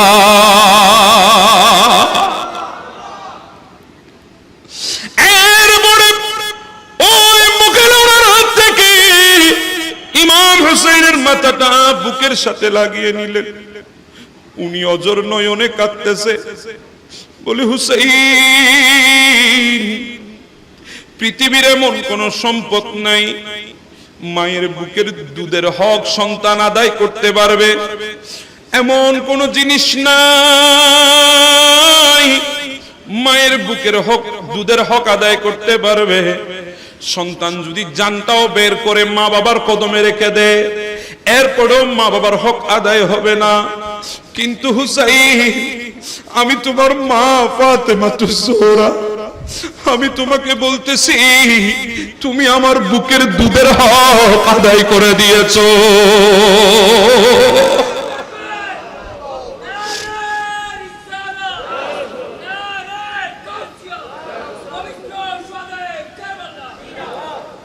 তুমি আমার বুকের দুধের হক আদায় করে দিয়েছো। হুসাইন তুমি আমার বাবা জানের উম্মতদেরকে সাহারা দিয়েছো।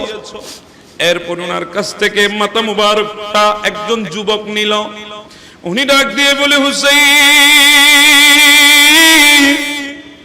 আমার দিকে চোখ খুলে তাকাও, দেখো আমি কে। আমি তোমার ভাই ইমাম হাসান। হুসাইন আমি কোনদিন তোমাকে ছাড়া একটা রাত ঘুমাই নাই। হুসাইন আমি কোনদিন তোমাকে ছাড়া একটা সেকেন্ড ছিলাম না। হুসাইন আমি তোমার বড় ভাই ইমাম হাসান এসেছি। হুসাইন তুমি আমার দিকে চোখ খুলে দেখো। হুসাইন আমি আমার সন্তান কসমকে তোমার কদমে কুরবান করে দিয়েছি। হুসাইন তোমার চোখ খুলে দাও, আমি তোমাকে সালাম দিচ্ছি, তুমি সালামের উত্তর দাও। এভাবে যখন সবাই কাঁদতেছে, ওই জালেম বলতেছে, হঠাৎ করে ইমাম হাসান রাসূলুল্লাহকে বললেন, ওগো আল্লাহর নবী আর কত সহ্য করবেন? আপনার নাতি হুসাইনকে তারা এভাবে কষ্ট দিয়েছে, আপনি এখনো চুপ করে থাকবেন? রাসূল আপনার পেছনে লক্ষ লক্ষ ফেরেশতা, তাদেরকে একটু করে হুকুম দেন যে 70 জন ঘুমিয়ে আছে তাদেরকে অন্তত পক্ষে ঘুমের মধ্যে কতল করে দেওয়া হোক। এ কথা বলতে না বলতে আমার নবী ফেরেশতাদেরকে তাকালেন, এই ফেরেশতারা তোমরা কি শুনছো না আমার হাসান কি বলছে? এখনো কেন দেরি করতেছো? ওই ফেরেশতারা গিয়ে ওই 70 জনের মধ্যে 69 জনকে ঘুমের মধ্যে কতল করে দিয়েছে। ও সুলাইমান আল আমেশ আল কুফি যখন আমার দিকে আসতেছে, আমি হঠাৎ করে আমার হাত পা নাড়াতে পারছি, আমি দৌড় দিয়ে আল্লাহর নবীর কদমের মধ্যে চলে আসলাম, আল্লাহর নবীর কদম ধরে ফেললাম। আমার নবী বলে, তোমাকে আমি মাফ করলেও কি হবে, আমার আল্লাহ তোমাকে মাফ করবে না। তুমি জেনে রাখো তোমার জন্য জাহান্নাম ওয়াজিব হয়ে গেছে, তোমার জন্য আল্লাহর লানত অবধারিত হয়ে গেছে। বলে যেখানে রাসূলুল্লাহ বলেছে আমার জন্য জাহান্নাম, সেখানে আমি কি বলে দোয়া করব? বলে আমি এই জন্য আল্লাহর খানায় কাবা ধরে ধরে দোয়া করছিলাম, আল্লাহ আমি জানি তুমি আমার উপর জাহান্নাম অবধারিত করে দিয়েছো, কারণ যেখানে রাসূলুল্লাহ আমাকে বলেছে আমার জন্য জাহান্নাম ওয়াজিব, সেখানে আমি আর কি বলে জাহান্নাম থেকে পানা চাইতে পারি? কথা কোন ঠিক না বেঠিক? এজন্য আমরা যে আজকে এখানে বসেছি, এটা আমাদের জন্য নাজাতের ওসিলা, এটা আমাদের জন্য নাজাতের, কথা বলেন ঠিক না বেঠিক? আর আলে রাসূলকে যারা মুহাব্বত করে, আমার নবী বলেন, হে আমার উম্মত শোনো, তোমরা আমার আওলাদের মুহাব্বত তোমাদের উপরে ওয়াজিব করে নাও, লাজিম করে নাও। তার কারণ কি জানো? কারণ হচ্ছে আমার আওলাদের মুহাব্বত যদি তোমাদের উপর তোমরা লাজিম করে নিতে পারো, তাহলে আমি নবী তোমাদেরকে বলছি, তোমরা মনোযোগ দিয়ে শোনো, ইলজামু মাওয়াদ্দাতানা আহলাল বাইত, তোমরা আমার আওলাদের ভালোবাসা আবশ্যক করো, ওয়াজিব করো। ফাইন্নাহু মান লাকিয়া আল্লাহ আযজা ওয়া জাল্লা ওয়া হুয়া ইয়ারজুনা দাখালাল জান্নাহ বিশাফাতিনা, কারণ কিয়ামতের কঠিন মুহূর্তে কেউ কারো যখন হবে না, তখন আমি আর আমার আওলাদ তোমাদের জন্য শাফাত করে তোমাদেরকে জান্নাতে নিয়ে যাব। এরপরে আমার নবী বড় শক্ত কথা বলেছেন, আমার নবী বলছেন, ওয়াল্লাযী নাফসি বিয়াইদিহি, আল্লাহর কসম করে কথা বলছি, যে আল্লাহর হাতে আমার জান। আমার নবী বলছে, আরে বাবা আমাদের কসমের মধ্যে তো দুই নম্বরই আছে, কথা বলেন ঠিক না বেঠিক? আমার নবীর কসমের মধ্যে কোনো দুই নম্বরই আছে? আমার নবী যখন বলছে ওয়াল্লাযী নাফসি বিয়াইদিহি, বুঝতে হবে কথাটা বড় কঠিন কথা। আল্লাহর কসম করে বলছি, যার হাতে আমার জান, লা ইয়ানফাউ আবদান আমালাহু ইল্লা বিমারিফাতি হাক্কিনা, তোমাদের আমল আসমান পরিমাণ হোক, তোমাদের আমল পাহাড় পরিমাণ হোক, ওই আমলের ভেতরে যদি আমার আওলাদের মুহাব্বত না থাকে, ওই আমল তোমাদেরকে নাজাত দিতে পারবে না। তাহলে বুঝেন, ইবাদতের মধ্যে আলে রাসূলের মুহাব্বত লাগবে। কি লাগবে? আলে রাসূলের মুহাব্বত। শুধু আলে রাসূলের মুহাব্বত না, একটা কথা বলে শেষ করছি, হুজুর আসবেন, অসুবিধা হচ্ছে আপনাদের। হযরতে আল্লামা আব্দুর রহমান জামি রাদিয়াল্লাহু তাআলা, উনি অনেক বড় একজন আলেম, আশিক, নবীর আশিক ছিলেন, আলেমও আব্দুর রহমান জামি। ওনার একটা কিতাব শাওয়াহিদুন নবুওয়া, ওই কিতাবের মধ্যে উনি লিখতেছেন, একজন সুফি মানুষ, কি মানুষ? সুফি মানুষ মানে যিনি বদমাশি করে তাকে সুফি বলা হয়, যিনি মানুষের হক নিয়ে নেয় তাকে সুফি বলা হয়, যিনি নামাজ না পড়ে তাকে সুফি বলা হয় না, যিনি নামাজ পড়ে শরীয়তের উপরে চলে, নবীর সুন্নত ছাড়া এক সেকেন্ড তো চলে না, ওনাকে কি বলা হয়? সুফি। কথা বলেন ঠিক না? অসুবিধা অন্য হন। একজন সুফি মানুষ, সুফি সাহেব, উনি স্বপ্ন দেখতেছেন, ঘুমের মধ্যে দেখতেছেন কিয়ামতের ময়দান। কিসের ময়দান? কিয়ামত। আপনাদের নজর আমার দিকে আছে? কথাটা শুনেন, গভীর কথা, বড় মজার কথা। এটা আমি গল্প করছি না। আব্দুর রহমান জামি শাওয়াহিদুন নবুওয়ানার কিতাবের মধ্যে তিনি লিখছেন, বলে ওই সুফি সাহেব ঘুমাচ্ছেন, ঘুমের মধ্যে উনি দেখতেছেন কিয়ামতের ময়দান। আচ্ছা বলেন, কিয়ামতের ময়দান কেমন কঠিন হবে? একবার চিন্তা করেন না। বেখামসিনা আলফা সানাতিন, একটা দিন 50,000 বছরের সমান হবে। সুবহানাল্লাহ। কয়টা দিন? কয় হাজার বছর? 50,000 বছরের সমান ওই কিয়ামতের ময়দান, যেখানে একটা দুইটা সূর্য নয়। এখন সূর্য কয়টা? তাও আমাদের খুব নিকটে, এমন নাকি? পৃথিবী থেকে লক্ষ মাইল দূরে সূর্য, ওখান থেকে তাপ দিচ্ছে, আমরা জমিনে তাপ সহ্য করতে পারছি না। পাচ্ছি না, পাচ্ছি না। গরমে অতিষ্ঠ হয়ে যাচ্ছি। কিছুদিন আগে তো মরে যাওয়ার উপক্রম হয়েছে। কথা কোন ঠিক না ঠিক? সালাতুল ইস্তিসকার নামাজ পড়ে পড়ে আল্লাহর দরবার থেকে দয়া চাওয়া হয়েছে। কথা বলেন ঠিক না? এখন আমার দাদা আছেন, আমার মুরব্বীরা আছেন, ইনাদের বয়সে এমন গরম আর কোনোদিন দেখা যায়নি। কথা বলেন ঠিক না? এমন গরম পড়েছে। তো লক্ষ মাইল দূর থেকে সূর্য তাপ দিচ্ছে, ওখান থেকে যদি আমরা তাপ সহ্য করতে না পারি, কিয়ামতের ময়দানের ভয়াবহতা। আমার নয় বলে এক মুঠম হাতের উপরে একটা সূর্যের ভেতরে আল্লাহ 12টি সূর্যের শক্তি দান করবে। কয়টি সূর্য? একটা সূর্যের ভেতরে 12টি সূর্যের তাকত, শক্তি দান করা হবে। এক মুঠোম হাতের উপরে, মানে এইটুকু হাতের উপর, মাথার উপর থেকে আমাদেরকে তাপ দেবে। এবার বলেন আমাদের অবস্থা কি হবে? কোনদিন চুলার উপরে গরম পানি সিদ্ধ হতে দেখেছেন? সিদ্ধ যখন হয় পানিগুলো টকবক টকবক করে না?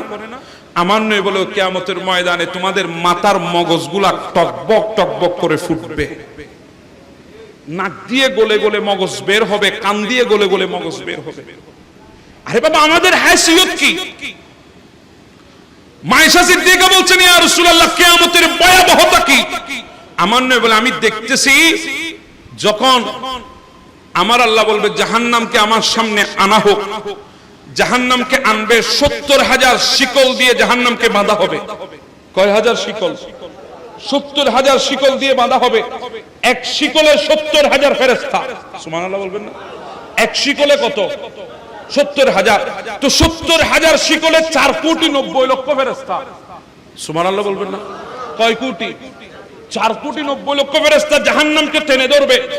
এরপরও জাহান্নামকে ধরে রাখা যাবে না, জাহান্নাম দৌড় দিয়ে কিয়ামতের ময়দানের দিকে আসবে।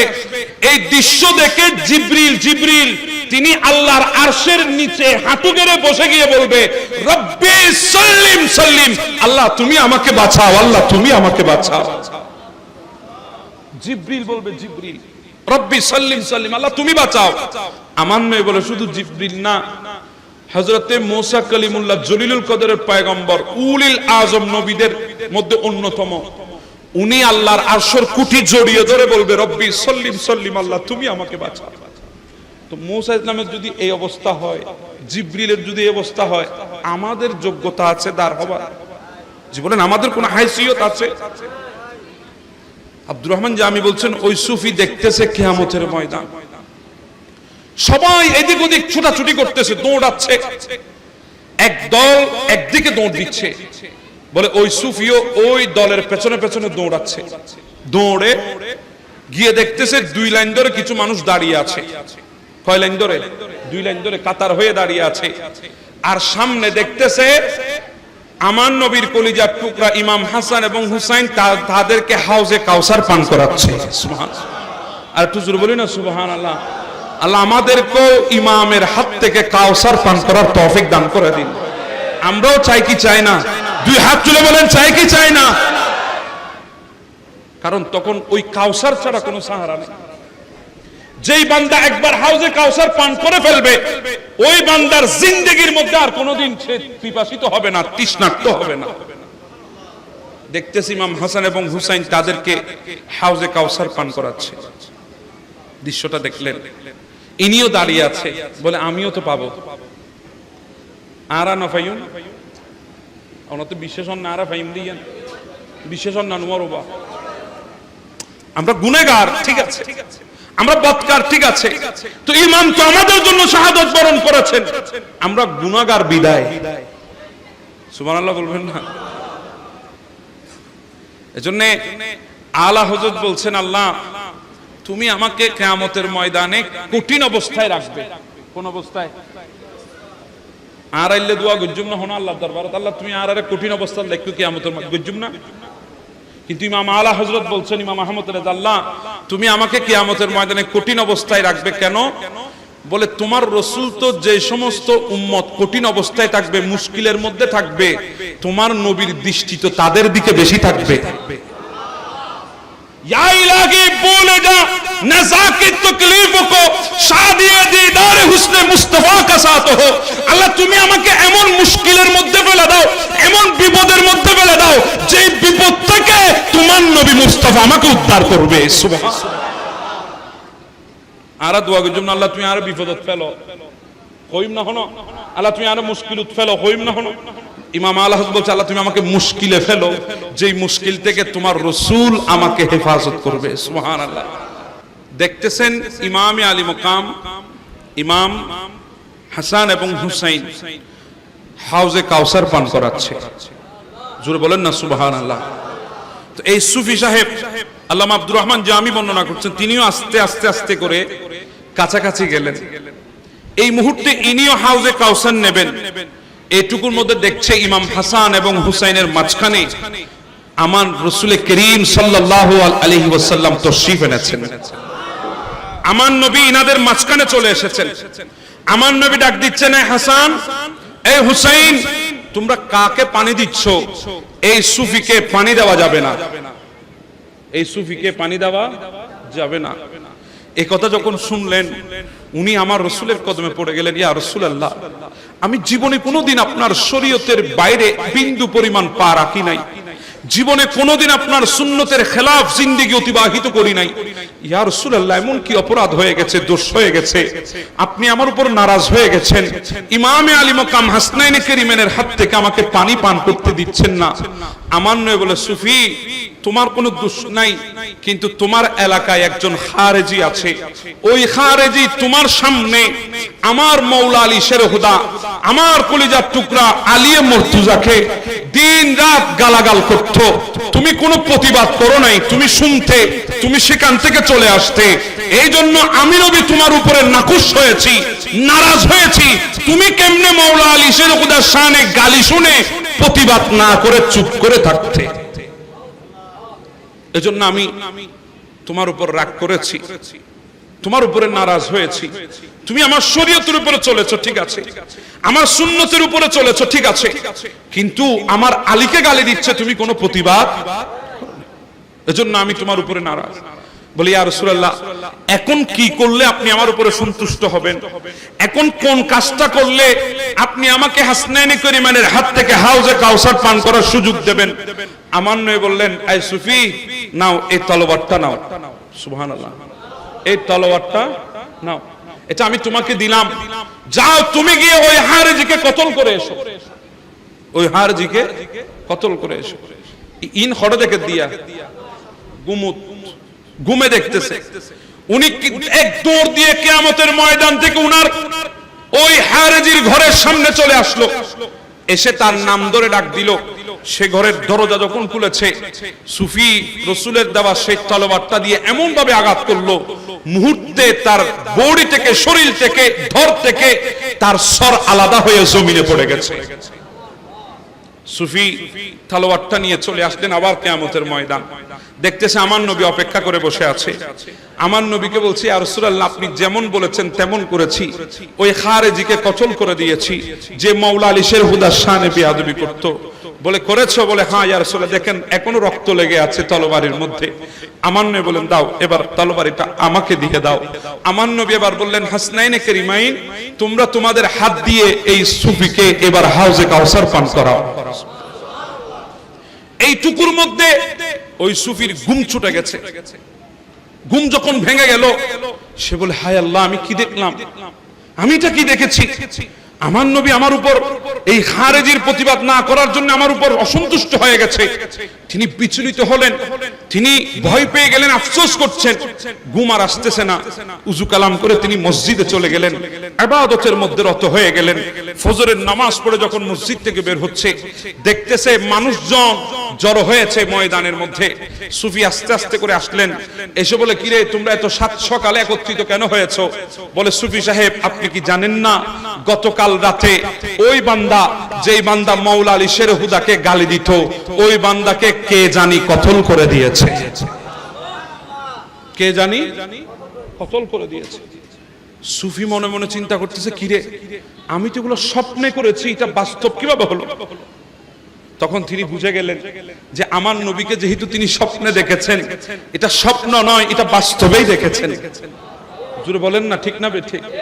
বলে, তলোয়ার তো দুনিয়ার কোন ব্যক্তি আমাকে দেয় নাই, তলোয়ার দিয়েছেন খুদ রাসূলুল্লাহ। এই জন্য আমি যে তলোয়ার চালিয়েছি এটা সত্যি ছিল। উনি ঘরে চলে আসলেন, কাউকে কিছু বলতেছে না। কিছুক্ষণ পরে লস্কর বাহিনী আসলো, হুকুমতের পক্ষ থেকে সৈন্যবাহিনী আসলো, পুলিশ আসলো, এসে তাদেরকে ওখানে ওই হারেজির ঘরের মধ্যে তারা সেখানে তল্লাশি করেছে, বিভিন্ন কিছু তালাশ করার চেষ্টা করেছে, কোনো কিছু পাওয়া যায় কিনা। না পাওয়ার পরে কিছু যুবকদেরকে সন্দেহজনক গ্রেফতার করে নিয়ে গেছে। তখন সুফি মনে মনে চিন্তা করলো, কিরে এরা তো নির্দোষ, এরা তো খুন করে নাই, কতল করে নাই, কতল তো আমি করেছি, তো এদেরকে কেন নিয়ে গেল? আমি যদি এখনো চুপ করে বসে থাকি, না জানি আমার রসুল আবার আমার উপর অসন্তুষ্ট হয়ে যাবে। তিনি আস্তে আস্তে করে গেলেন ওই লস্কর বাহিনীর প্রধান পুলিশের অফিসারের কাছে। বলে, পুলিশের অফিসার সাহেব, আপনি এদেরকে কেন নিয়ে এসেছেন? বলে, এদেরকে আমরা সন্দেহজনক ভাবে তুলে এনেছি, জিজ্ঞাসাবাদ করব, রিমান্ডে দেব, তাদেরকে মারবো, ধরবো, তারা এরপরে উচিত কথা স্বীকার করবে। বলে, কখনো তারা স্বীকার করতে পারবে না, কারণ তারা তো খুন করে নাই, তারা তো কতল করে নাই। বলে, কে করেছে? বলে, ওসি সাহেব, আমি কতল করেছি। বলে, আপনি করেছেন? বলে, হ্যাঁ। কিভাবে? বলে, আমি কালকে ঘুমিয়েছিলাম, এরপরে সমস্ত ঘটনা যখন ওসি সাহেবের সামনে বলল, তখন ওসি সাহেব বলে, এটা তো রাসূল করিম সাল্লাল্লাহু আলাইহি ওয়াসাল্লাম আপনাকে নির্দেশ দিয়েছে, আপনি তো রাসূলুল্লাহর নির্দেশ মোতাবেক কাজ করেছেন, এখানে আমি তো আপনার বিচার করতে পারবো না, অতএব আপনিও চলে যান, যাদেরকে ধরে এনেছি তাদেরকেও নিয়ে যান। বলছিলাম, আজকে আমাদের দেশে এমন কিছু বাতিল আছে যারা আসহাবে রাসূলুল্লাহর শানে বেয়াদবি করছে, আছে না নাই? যারা নিসবতে রাসূলুল্লাহর সাথে বেয়াদবি করছে, যারা আওলাদে রাসূলুল্লাহর সাথে বেয়াদবি করছে। তো আমাদের মধ্যে অনেক সুন্নি আছে যারা মিডা চুপ করে বসে থাকে, কিছু বলে না। বলে, ওরাও তো নামাজ পড়ে, ওরাও তো রোজা রাখে, ওরাও তো হজ করে, ওরাও তো কুরআন পড়ে, ওরাও তো আল্লাহর ওয়াহদানিয়তকে স্বীকার করে, তো আমরা কেন তাদের সাথে ঝগড়া করব, বিবাদ করব?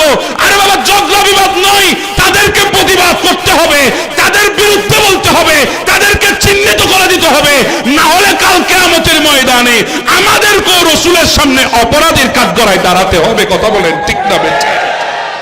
দরকার আছে না নাই? আল্লাহ পাক আমাদেরকে সোচ্চার হওয়ার তৌফিক দান করুন। আজকের এই মাহফিল খারেজিদের বিরুদ্ধে, কথা বলেন ঠিক না বেঠিক? আজকের এই মাহফিল রাফেজিদের বিরুদ্ধে, কথা বলেন ঠিক কি না?